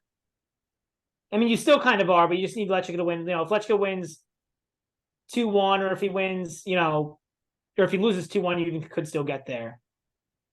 Let's see Schwartzman's results recently. Really up and down. I mean, he's had the occasional decent win, but then some really Yeah, but then stuff. he ends up losing to Alex Bolt, right? Or it's a retirement against Alex Bolt. Straight sets against Rinderknecht. Shevchenko beat him. But then he was somehow competitive with Zverev for a set. It's true. Like he's been really up and down. Yeah, I just see like a lot of matches like this. I mean, that's grass. So Demonor 2-2. But he beat Mackey on grass. Like it's been like it's been really up and down. I know you don't like Mackey, but like it's been really up and down for Schwartzman. I mean, it's honestly it's a tough match to bet. I think I don't hate either play. The more I look at it, I definitely would prefer if you're in a back Lechka. I think you'd want to lay the games because this could get away from Schwartzman. It could get away from him. Yeah, exactly. And that's what I'm thinking will happen. But all right, I thought it might be a GBM play of the day, but I guess not. I guess, but yeah, looking at it, I think that's the second best line on the board. Yeah, it's. I agree. I think it's just a matter of like which line you like more, and they're pretty close. They're pretty similar. Zukayev against Khachanov. Khachanov is a 5-game favorite. Zukayev is +5, plus 850 on the money line. Khachanov is 16 minus 1600. Over under is 20.5. I have no play here just because I haven't seen much of Zukayev. So Zukayev he's not that good of a player, but he does have a big first serve, and like anecdotally he does. But then also if you look at his stats, he's definitely a serve oriented player. I think he's won like if you look up his stats this year on the Challenger Tour, I think he's won close to 70% of his service points on hardcore, which is amazing. Okay, wow. Like you're approaching. I don't know. Do they look at these first serve percentage numbers? It's pretty good. Oh no, I'm not saying first serve. I'm saying Manny. I'm saying if you look at his overall service points won percentage, if you scroll down, they might have it. Yeah, last 52 weeks challenger level across 48 matches. I think 64%. He's been better than that recently. I think he's been up in like the 68 to 69% of service points won. That's really strong. That is strong. The one thing he can do is serve. I'm still not fully buying that Khachanov is fully back. He did lose to Musetti. Also, if you look, so kind of similar logic. A lot of Khachanov's wins also are like pretty. They're 12 and a half. Yeah, so I the same thing here. I've played this two ways. I think two ways. I gotta check see if I played it on the this set as well. I definitely played the Khachanov.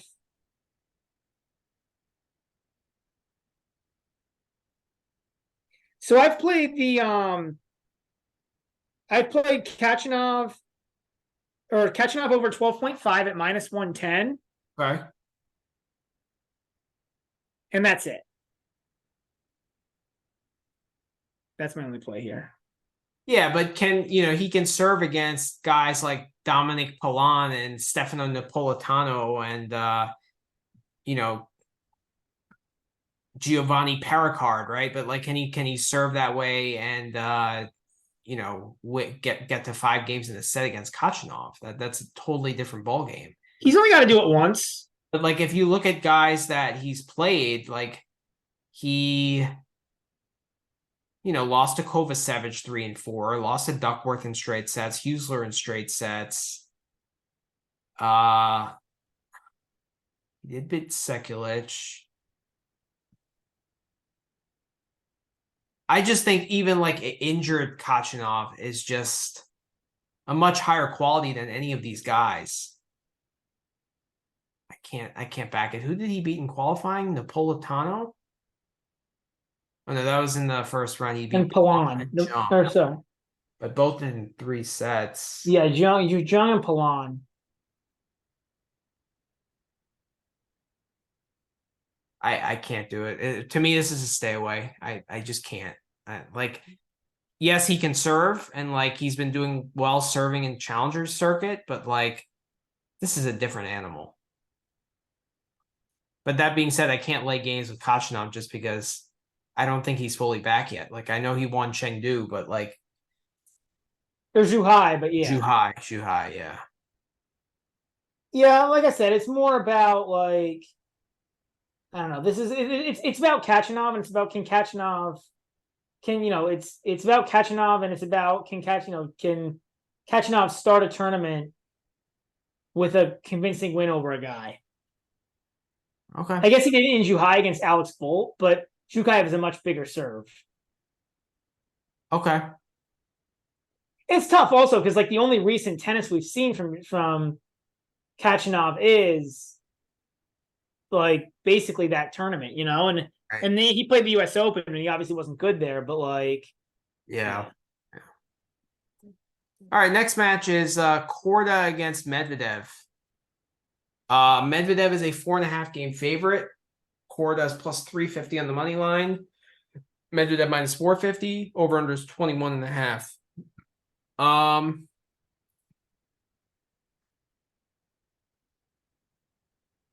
What's Medvedev 2-0? terrible. It's like minus 175. Dude.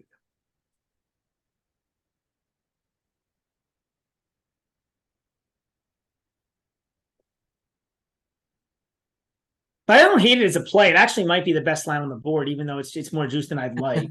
I just don't see like Medvedev losing a set. Maybe you parlay it with something else. Yeah, it's a parlay piece. It's a parlay piece for sure. I kind of like a minus 4.5 for Medvedev.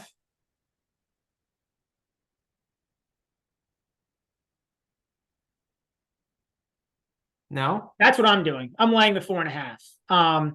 If you look at Medvedev against guys outside the top 20, he's been just destroying those guys lately.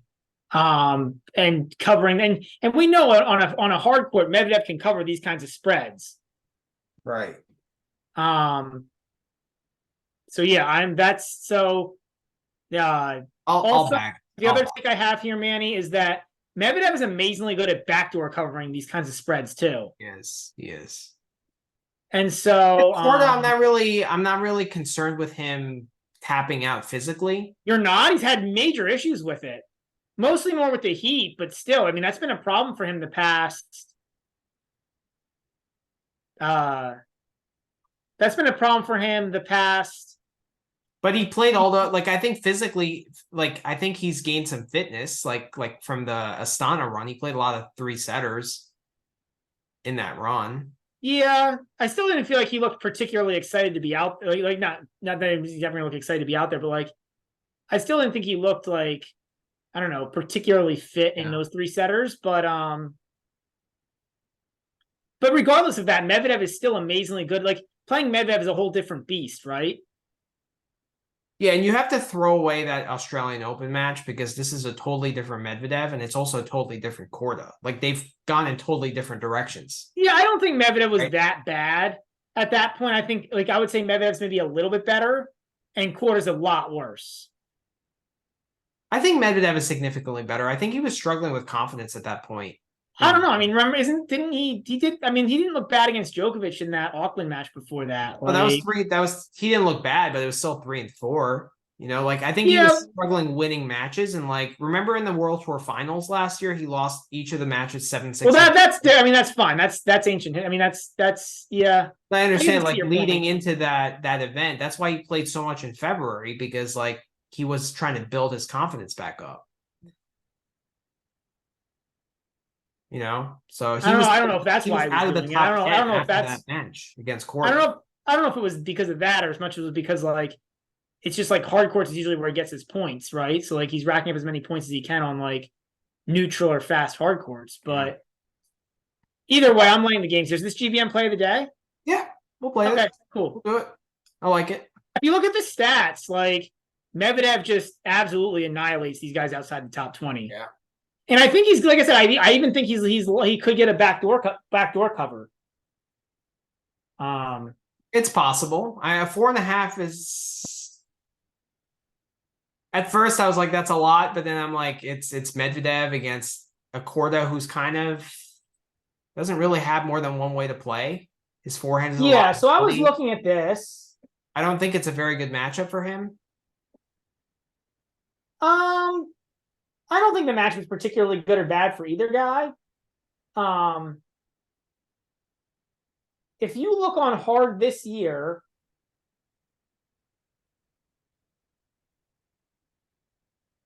versus guys ranked 20 to 80 in the world, which is where I would put Korda, he is 17-0 versus players not named Korda. Like the only one he's lost to in that ranking range is Korda. And he's had several beatdowns. Like if you look at that, most of those are beatdowns. The only guy that's covered 5.5 or 4.5 has been Murray. Covered it 4-4 in Doha. Korda, obviously because he won. Right. And then I guess Sonego. Yeah, even Sinner didn't have the backdoor cover in, or like. I'm not even. I'm looking at guys. I'm looking at like guys who are ranked outside the top 20. Oh, outside the top 20. Okay, yeah, he just absolutely destroys these guys. Like the only guy he's lost to all year outside the top 20 on hard court is Korda. Demon Order was last year. Yeah, and it seems like Demon Order. I mean, like Demon Order beat there's always like a 6-2 set in there, right? Like yeah, like he just it's not even about does he beat these guys. He just destroys these guys. Yeah, because they can't match his rally tolerance. You know, like they can't get the ball past him, and then they like he shrinks the court. I also think he just wears these guys down. Yeah, like these guys just get tired because like even if you're so fit against other guys, it takes so much more to beat Medvedev. It does. It does. So well, yeah, this goes octopus mode, and it's like what do these players do, right? Like yeah. Alcaraz was struggling with it at the U.S. Open, right? Like, yeah, it's he's just so good on hard. He just gets so many balls back, like, yeah, he gets so many balls back. If he's like, and again, like he gets so many balls back, and he's so hard to win a point off of. That like, and he's so focused too. Like when his focus is on, yeah. He's so focused. He does go away, right? He does implode, I guess, a little bit. We talk about his implosions, but like, but it seems like, I don't know. I feel like his focus is going to be there in this match because he lost to him at the Australian Open. So his antennas are going to be up, right? Like, man, you always use that phrase. Well, I just think like, you don't want to lose 2 times in a row to a guy, right? So I think like this is a match where he's not going to clown. Yeah, like he tends to not have those mini meltdowns when he plays guys that he knows he can lose to. I agree. Right? So now that he's lost to him this year, I know it's been a while, but it's probably going to be in his memory. Like he's not going to clown. And the crazy thing is, like, even if he does lose a set where he clowns, I see like Korda could still cover it. Yeah. Or Medvedev could still cover it. Like, yeah. Like amazingly, I think Korda's best chance at a cover here is to lose 4-4. Probably. You know what I mean? And like not get and like get broken once early in each set, and like just hold on and hope Medvedev doesn't get like, But, like watching Korda throughout the Astana run, like, don't you feel like he has a pretty low margin game? His backhand is fairly flat. His backhand's really flat, yeah. And his forehand kind of like, I've always thought it was a liability. Like the swing looks kind of awkward, right? Like he doesn't play with much spin, right? Like I just feel like it's a low margin. Like it's smooth, but it's very low margin. And like if he's making some errors against Medvedev, that spells trouble. Yeah, I'm aligned. The more I talk about this matchup, the more I'm like, yeah, this is clear. And I think like this actually might be a place where you can exploit the books. Like it feels like once the spreads get above 4, books are just so scared about putting out big lines. Yeah, I'd agree with that. And I think this specific area might be the place you can exploit if something should be like 4.5 or 5.5. Like once you get into the Alcaraz ranges of like 6s and 7s, I think it's really tough because at that point, then if the guy has any dip, you're just screwed. But like these 4.5s to 5.5s, like I think this spread should be a full 5.5. 5. I think it should be 5. That's what I thought at first, but I think looking at it, like Medvedev just beats these guys down so much, and like Korda's not playing any better than Korda's not playing that well right now. He's not playing better than like top 30 tennis right now. He's playing kind of where his rank is, maybe a little bit worse than his rank. But yeah, I mean that losing a set and a break to Mannarino, like that wasn't good. Yeah.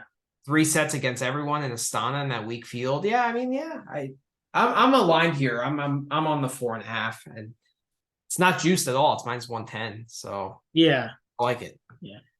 All right, next match is Hubie Hurkacz against Yushu Shu. Hubie is a 4.5 game favorite. Shu is plus 525 on the money line. Hubie is -800, and it over under is 21.5. So this is the line movement here has been really weird because I swear I saw this before. So I have a pick here. I got my pick yesterday, and I got Shu plus 5. Okay. At -135. But it's moved now. I guess it's moved back a little bit the other way now, so I guess it kind of makes sense. But like the money line was at like around 500, right? It might have been like 475 or something. Yeah. Now the money line's gone up, but the spread's gone down, which I think actually makes sense. I'm not arguing the movement. It's just weird to see them move in opposite directions. But it's kind of like death, taxes, and Hubie. I'm basically applying the death, taxes, and Hubie overs logic and taking Sue plus the 5. And like on a quickish court, like Sue's game plays up a little bit. He's got he was competitive with Norrie. He actually could have beaten Norrie in that match. The first set he really had chances and just threw him away. I don't know. Like I don't really trust that Hurkacz can break too many guys to cover this. Is really like underpowered on his serve, right? Like, is Hubie going to be able to attack this serve? Because like if he can't he's not able serve, really. He can't break any serve. Manny, will he? I don't think he will. He might be like he only plays serve. He only plays survive and push forward. So it's not a question of can he, it's a question of will he. Right. He'll just survive and push forward and win like 4-4. I mean, it might end up being a push. It might be like 4-3 or 5-3, but I really don't see a whole lot of times when that Hubie wins this going away. Like, I mean, how often does Hubie actually beat a guy like by 4-2 or worse? It's almost never. Like I know we beat Ramos because you played Ramos in some sort of capacity in that match. But like other than that, I don't think he's done it more than like once or twice. He beat Tsitsipas 3-4 in Cincinnati. Yeah, that's pushing on a 5. That's fine. A push is a win in gambling. Popperin was 1-6.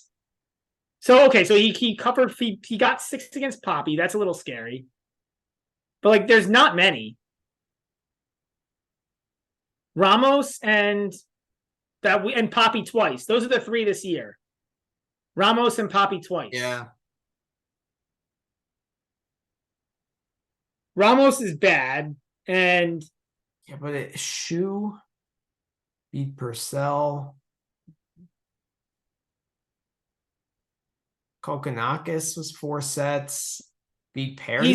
He's playing close to home, right? Isn't he from Taiwan? He's been pretty good recently. Actually, really good. Yeah. I think I like Sue in almost any capacity here. My favor is the +5. Just I really don't see him losing that. I think that's a pretty safe bet. I mean, nothing's absolute ever, right? In tennis, we've been burned so many times, but I think that's about as safe as it gets. Now it's 4.5. I'd be a little more scared, but I would do it at +5. I'm not doing it at 4.5. I'm laying off. I think that makes sense. I probably would be the same. Yeah. 5 is a really key game in Huey matches. It is. It is.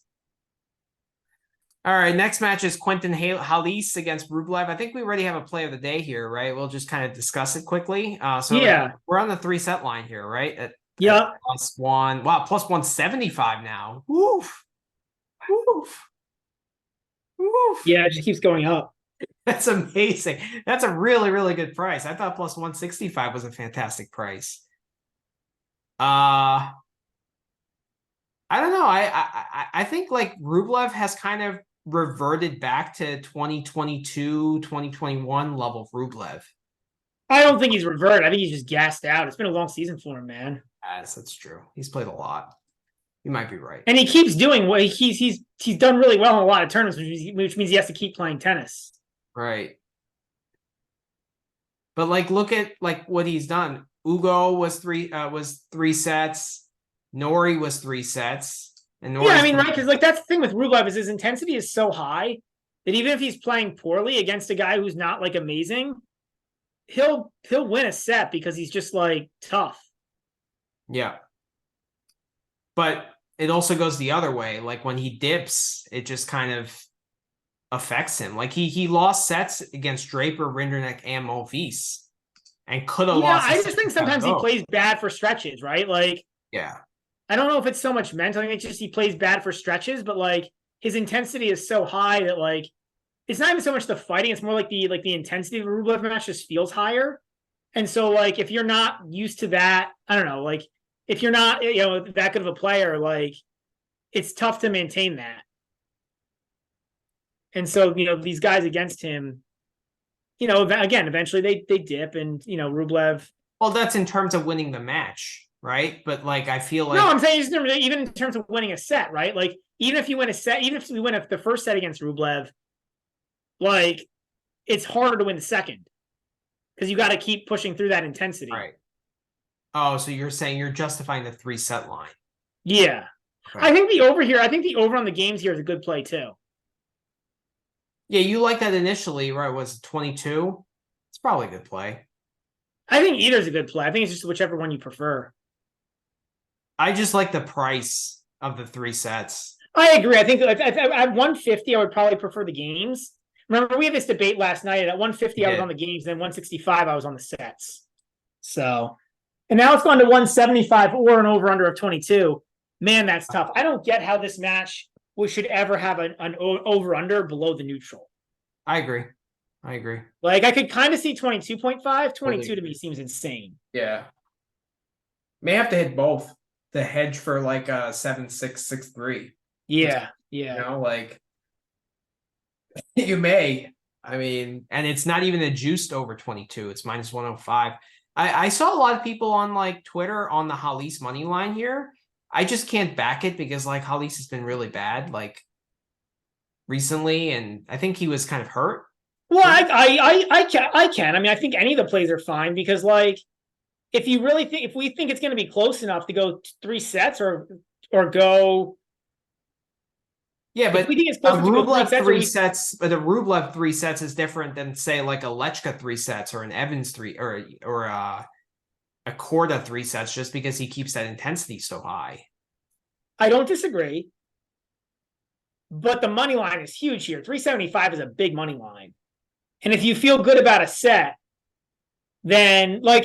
If I had to pick a money line there, I would pick the Halys at 375 also. I just happen to like the sets a little bit better. Okay. The over on the 3 sets a little bit better, but yeah, I think the Halys, I think all the lines we discussed have value. I think the best way to say this is I think that Rublev is overvalued in this matchup. I agree. Yeah, 4 games for Rublev. Like I don't like laying games with Rublev either. No, I don't like 2-0 with Rublev either. No, me neither. So, all right, next match is Mannarino and Tseng. I think we have another GBM play of the day here, right? Like the Mannarino -4. Yeah, this is one where I'll lay games. I mean, yeah, Tseng. I'm just not convinced Tseng is good. Like, has he beaten anybody decent? He usually plays on clay. He's had a terrible year. He's outside the top 350. Yeah. And I watched the match versus Shevchenko, Yeah, I Tseng didn't see wasn't any of necessarily that. good. Shevchenko just had like a hissy fit in the middle of the second set and then just went away. Right. Yeah, he wanted to enjoy his engagement. I don't know if it's that or if, like I said, it was just like image. It was just like Shevchenko being immature. He just started blasting balls out. Like, I will give Tseng credit. He does hit like a fair number of balls in the court, but yeah, that's about. I think I know that it's a totally different surface, but if you're losing to Montero 2-1, that's not good. No, but even like, you can just look at the whole year. What there is impressive. I guess he's beaten Shevchenko a couple. And then that's the other issue I have is Tseng is mostly a guy who plays on clay. Yeah, it's true. And you're laying what, 4 against Mannarino? 4 is not that much. 4 man. It's is a single nothing. break in each Mannarino's been set. really good. I totally agree with you. And like I get it because I'm actually like I'm fading Mannarino in this spot just because like he did play a lot of tennis to win Astana, but yeah, but now he had that extra day off in addition. Like I said, I'm slightly fading Mannarino. I'm fading Tseng way harder. Like this is mostly a bet against Tseng. And I think, like I said, he's out of the top 350. Like, yeah, and he's just. I mean, if you look, I don't even think he's been hurt. If you go through, I don't think he's been hurt. No. I mean, maybe he has, and he's playing through something. You know, you never know. And I certainly don't know enough to read up on Chunsin Tseng's injuries, but going by the results, it's not been good. No. He's been a little better recently, but a lot of it's clay. Yeah. I'll gladly lay the 4. I would probably lay the 4.5 if like this is the line we saw. Like I'm glad we hit it yesterday, but it's up to 4.5 now. It is. Yeah. I mean, we have a slightly more juiced 4, but I still think it's a fantastic play. Yeah. Next match is Dusan Lajovic against Fabian Marozsan. Lajovic is +1.5 on the money line, or I'm sorry, +1.5 on the game spread. Marozsan -1.5. Lajovic is a slight dog at +110. Marozsan is -130. The total is 23.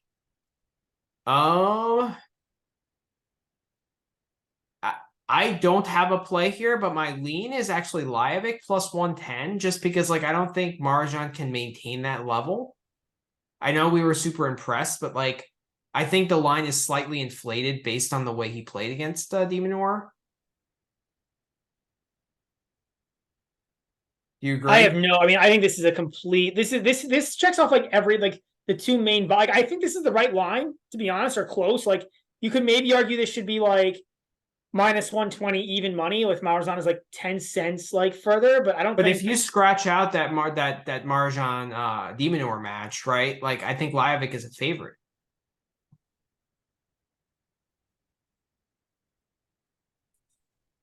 No. Probably, but I'm not like. But I can't scratch it out because like I'm not saying Marozsan's going to play that way every day, right? But like he's not. That was AA plus Marozsan. Yeah, right? I 100% agree with that. But it showed that he can play that level on a hard court. Not will, has the ability to. Mm-hmm. Right, and it's shown, you know, right, and so like. And if Marozsan plays that level, he wins this match 2-2. Right. And so like, and then like the other thing is like, do we really like Lajovic on a hard court, man? On like a semi-quick hard court? We don't. And so like, I think this is another like, and then on top of that, right? Both these guys, I feel like, have a super high amount of variance. Agreed. So, and the line isn't like I would love to play these guys as a dog or pass. Yeah. But like neither of these guys, I mean, like Gabe Lajovic is like a short dog, but totally. Yeah, this I mean, that would be my lean, right? My slight lean. But like if there's so many matches to play, this is a stay away. This to me checks every box for a stay away. Like every box. All right, next match is Fucsovics against Cerundolo. Fucsovics is 2.5 game dog, +130 on the money line. Cerundolo is -155. Over-under is 22.5. I think I know where you're going. I think you're staying away. Yeah. It's like there's a lot of variance with these guys too. And I think this line is pretty close. Like I could maybe lean Vucevic here. I would I would lean. No, Vucevic. I'm leaning Cerundolo here. Wow. Okay. I'd probably lean Cerundolo over 12.5 if I had to like gun to my head to pick a line. That's probably where I would go. I just don't love Cerundolo much on a hard court. What has he done other than that Miami run on a hard court? He's not that bad. I mean, like, I know you don't weigh Laver Cup, but he did beat Fokina there at Laver Cup.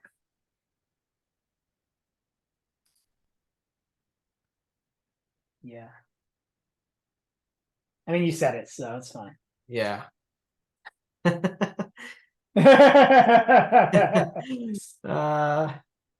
mean, honestly, like, what has he done besides that one Miami run last year on a hard court? But I guess he made quarters in Miami this year, but like that's literally it. Like, I feel like there's a slight resurgence coming. Like, I feel like there was a period where he was gassed, like after the French. Well, after Eastbourne, I guess, because he won Eastbourne, but then like I feel like he was gassed after that. Yeah, but he was gassed for 3 months.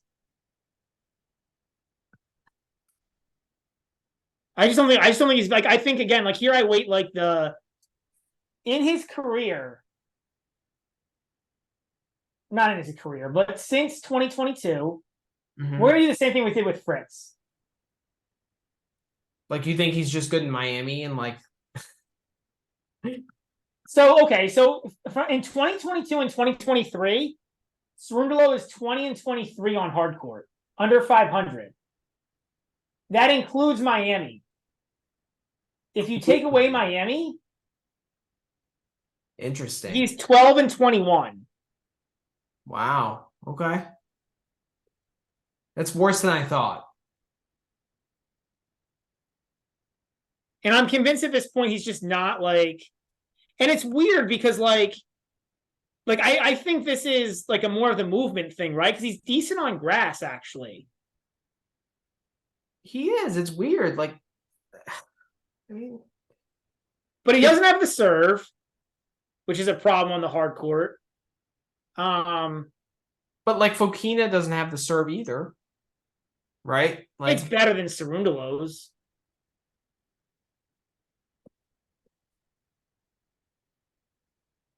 Like, what is Cerundolo? I mean, yeah, it's better than Cerundolo. You're leaning Vucevic here? Yeah, I'm not playing it, but if it got to like plus 140, I would play it, which it won't. But yeah, it's. I'm staying away here more because of the variance of these guys. Like Vucevic can lose 2-1, but like also Cerundolo can throw in a dud. You know, we're aligned. We're 100% aligned here on the variance piece. Yeah, and like I said, I think this line is close enough. Like, I mean, like if you were the bookmaker making this line, how much of a favor would you make Cerundolo? Personally, I would probably make it 2, but yeah. I think it's right where it is, where it should be. Yeah, so we're pretty close. I'd play Cerundolo that over 12.5, or just play the over 22.5. That's how I would hit it if I was going to, but nah. All right, next match. Ben Shelton against Roman Safiullin. I'm really interested to see what you have to say. This line started at a pure pick'em, and it's moved in Safiullin's favor. I think rightfully so, to be honest. Shelton is a 1.5 game dog, plus 125 on the money line. Safiullin is minus 150. The over-under is 24. Yeah, this has been flying away from so I saw it before close to pick too, so it's been flying, yeah. So my favorite pick here is Safiullin over 12.5. Even though it's juiced, I just don't see how that doesn't cash.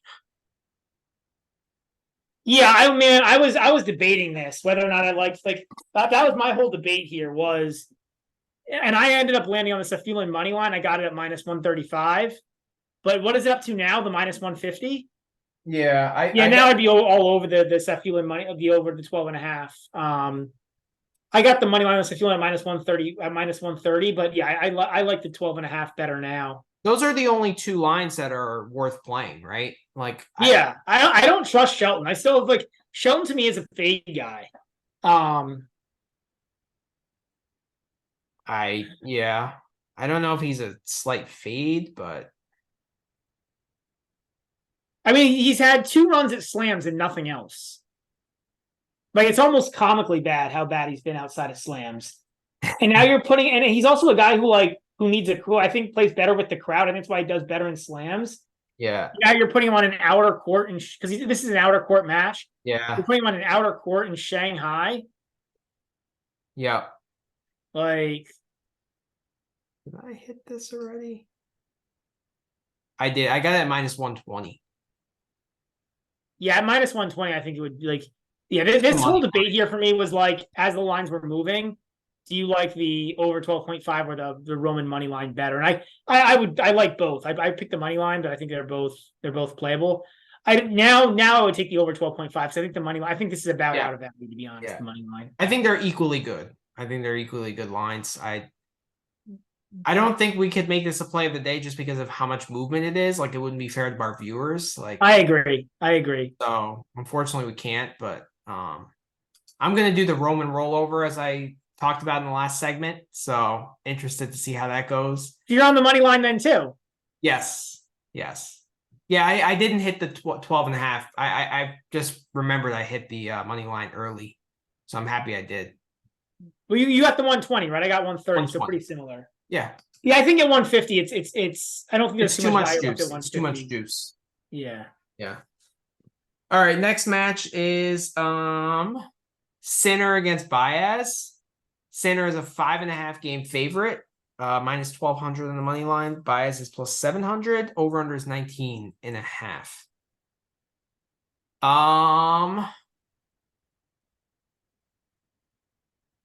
I'm tempted to lay the games, but it's juiced.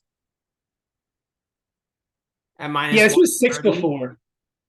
It was 6. Yeah.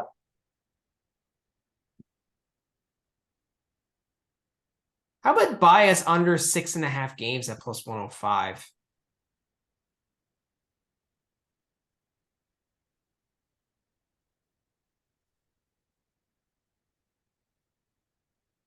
It's not terrible.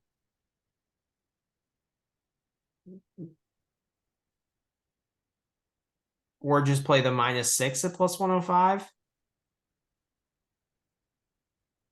Because then you can get the backdoor cover. So probably there's a little bit more value on that. 6 is a big backdoor cover. It's possible, but it's big. Yeah, in a 2 out of 3 set match, it is. Yeah. But like, how does Baez win points here? All right, not points, games. Well, points. How does he consistently win points? Yeah, exactly. I know he's been better on hard. Like, he has to hope for a massive off day for Sinner.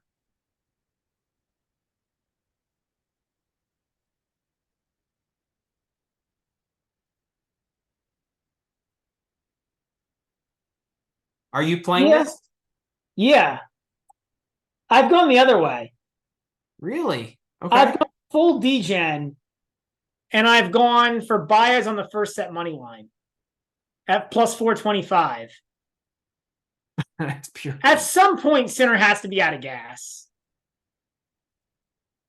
And Baez does compete, right? Say what you will about him. He does compete. When he played Alcaraz at the US Open last year, it was 7-5, 7-5 the first 2 sets. Okay. When he trying to look at Baez versus the top 20 again. There was another time too. I think he might have beaten, but he's done pretty well in terms of competing against top guys. Well, let me look it up. Maybe not, actually. It's been pretty bad. He lost to Fritz 1-1, 1-2. He took a set off of Ruud in Hamburg. That's not really great. Yeah, I mean, all right, I take that back. Like, he almost took a set off of Medvedev when Medvedev imploded, but that doesn't really count either. Yeah, Medvedev implosion is not what we're looking for. You know, like, Sinner's not going to implode like that. Also, these conditions are not super hot, right? Like, if it was really hot, then yes, I see what you're saying. Well, it's not so much heat, right? It's just Sinner's legs being done after. After winning a tournament where he had to deal with food If that poisoning match during with the event. Giron went 3, then yes, I agree. But like, Well, Giron had what, like 4 or 5 set points or something? yeah, he did in the first set. To me, that's showing that there's some leaks in the armor. What is the Baez money line now? Is that like 700 or something? I mean, at some point, I think that gets interesting just because Sinner might be gassed out. 700. I'm tempted. I would place that only on a book Actually, that he's out for retirement. and that's why I decided to take the first set, Manny. I remember that was my thinking now. That was my logic, is that if Sinner's gassing out that badly, he'll probably retire, but Baez might be able to sneak the first set in before the retirement comes. Okay. So I'm basically, I mean, it's a bet. Like I said, I don't like Baez on hard courts. I think I've actually talked about how I don't like Baez on hard courts. This is a pure center fade. It's a pure center fade, thinking he might be gassed out. Especially, man, if he almost lost a set to your own, that's not good. Like for Sinner, it's not. I see. I wish he was playing someone like Vukic. Oh, I completely agree. But he would never get this line if it was Vukic. You know what I mean? Like, you're only getting this line because it's Baez, and like, it's a match that, I mean, like normally I would lay the games. Like I came into this looking at laying the 6 games, which is insane, but that's what I looked at initially. Yeah. But then I kind of changed my mind because I was like, man, Sinner might be gassed. Like, I wish he was playing someone like Marajan. You know? Yeah, Marajan, I would take like a plus 500 flyer on. I'd be pretty pumped about it. 100%. Yeah, exactly. I would be excited, right? Like, yeah. This is I'm taking a pure play on Sinner potentially being gassed and Baez being a decent competitor. I'm staying away. We're doing the opposite today. Like, yeah, you're playing these D-Gen plays, you're playing every match, and I'm staying away. Yeah. Funny. All right. I just can't get there with Baez. Like, I backed him slightly in Astana, and that was a mistake. You know, like, maybe that Winston-Salem. Oh, I think, man, if you're asking what I think is going to happen, yeah, I think this bet is going to go sideways quickly, and it's going to be 6-2. Like, you know what I mean? Like, I think I don't think this is going to end well for me, this bet, but like at plus 425, I think there's a narrative there that gets you there. And like, yeah, I don't know, man. Like, anytime you're playing plus 400, you don't think you're going to win, right? Like, all right, last match of the day, Zhang against Nakashima. I think this is an instant play of the day, right? We talked about this earlier. We hit this early and got plus 135. Yeah, you texted me, Manny, which thank you so much. You saved me 25 cents. You're welcome. But like, how do you not back Zhang in this spot? Yeah. Like, even at plus 110, I think it's a decent play. I think so too. I'm actually surprised that Nakashima's favored here. Like, Nakashima is better than you think. Or, sorry. Nakashima, like, I know you're not going to agree. Yeah. But, like, he's actually, like, playing, like, the normal points okay the last couple months. Mm-hmm. He's just been terrible on break points in both directions. But yeah. I mean, I think Zhang is actually a slightly better player. Plus, he's at home. And I think that's a huge advantage for Zhang here, being at home. He just played so well against Echeverry in that final set. He seemed so, like, I don't want to say he seemed, like, calm, but he was just playing so much, like, more disciplined tennis. And I don't think we can weigh too much on that Rune match, right? Like, the fact that he beat. I'm putting zero weight in that Rune match. Like, in fact, I actually would have more confidence in Nakashima if he won that, like, 6-4. Right. Because then I wouldn't, you know, like, now I just think Rune is awful. Yeah, or not healthy, or that's what I meant by awful equals not healthy in this case. Yeah. Right. Yeah, I mean, we're aligned here. I'm stoked. I'm so pumped that we got plus 135. I put 3 units on that. Like, I'm super excited for this. Yeah. So I couldn't agree more. Yeah. All right. So that does it for our Shanghai preview.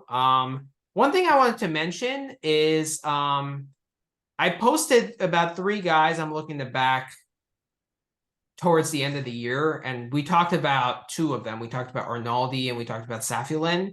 The third guy I want to get into is Tomas Machak, who's been wrecking havoc on the challenger circuit. He won that challenger in Orleans, and then I believe he's in the final, or did he win? He plays tomorrow against Arthur Ferry. In the result for Ferry. I mean, some more good wins. He beat Brower. He beat Herbert is not a great win. Luca Nardi straight sets, then Poulion, who beat Draper. So like that could be back-to-back hardcourt challenger wins against good opposition. Last week he beat Cressy, Lestien, Bonsai, Gasquet, and Draper to win a title. So that's kind of like a sleeper guy I would be looking out to back come like Vienna and Basel and those events. Yeah. So a couple things. If you look last year, he kind of did this same thing during this part of the season. Okay. And I don't know anything about any of these tournaments, but he made the semis of Bratislava Challenger, finals of Helsinki Challenger, quarters of Andrea, which isn't as good, but there's a semi and a final in there. He beat Bergs, Virtanen. I imagine Helsinki must be indoors because it's in the middle of November. That's got to be an indoor tournament. So he beat Virtanen indoors 4-2. Beat Zizou back when Zizou was playing a little better. But then he kind of turned a little bit back. I don't know if he turned back into a pumpkin. I mean, he's actually won a lot of matches. My issue is, if you look at this little run, I get it. He's 15-1 in his last 16 matches, but he's 8-0 in tie breaks during that time, and he's won, I think, 4 of those matches in 3 sets. To me, that screams a little bit of regression has to be coming. Like 8 tie breaks in a row is not sustainable. Okay, but I'm just saying, like, he's gonna be a dog in a lot of matches, like, right? I don't know what his schedule is, but like I'm sure he's gonna probably play some European indoor events, right? Like he's gonna be a dog. So maybe will he get in? I mean, he's I don't know if he'll get in at 96 in the world. But yeah, I mean he's gonna be in the qualifying. Probably, if he wants to be, right? Yeah. So I mean, on a way lower level than Arnaldi and Safiullin, obviously, but like I think I'm willing to back this guy in those events. Yeah, I'm probably just gonna. I don't think I have. I don't know. I'm.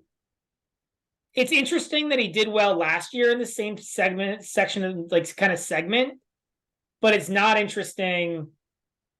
I don't like guys who are winning 8 tiebreaks in a row. Like that to me screams not sustainable.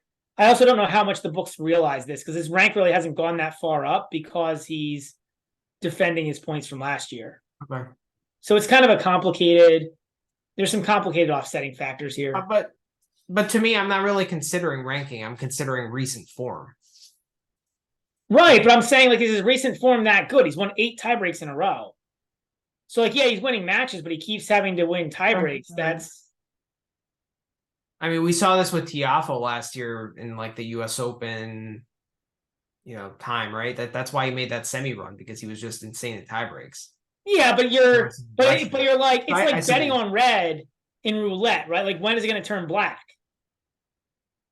Just because somebody's won 4 in a row. I get your logic. Yeah. Oh, he's getting that winning taste. And like I've been watching some of the challenger matches. Like I saw the one against Draper. I saw the one against Nardi. No, these are good results. Like I agree with you. These are good results. Tennis. Yeah, these are good results. And he did this last year, so there's a little bit of history to it in terms of winning, playing well on the indoor circuit in the fourth quarter of the year. Mm-hmm. So like that's why I'm saying I think there's multiple factors here. You'll have to see what his lines are, right? Like, yeah, that's true of anyone. I'm just trying to get an edge on the book, right? And the market, like, I don't think the market is gonna weigh this Ron that heavily. Right? Yeah, they like, may not because his ATP ranking isn't going up. That's what I was saying before about his ranking going up is like, you know, like I think like rank and elo play a pretty big part in how the books set the initial lines. And I'm not sure if it'll go up that much or not, but it might not because it's right. Because he repeated this last, because he's defending his last year results. Yeah. But I just think it's an interesting, like I'm always looking for trying to find edges, that we can find, right? So yeah, I think it's an interesting conversation. I just think this is one where we have to be a little careful. All right. Well, thanks for pointing out the tiebreak thing because like I was more looking at eye test and who he was beating, but like that tiebreak thing is a good point. So might pump the brakes slightly on him. All right, guys. So enjoy the Shanghai matches, and we'll probably be back to pod maybe Sunday or Monday, right? So yeah, I think Monday night pod might be interesting because that'll be the round of 16. Yeah, that'd be great. Yeah. So okay. All right. Have a good night, guys. Thanks, everyone. Bye.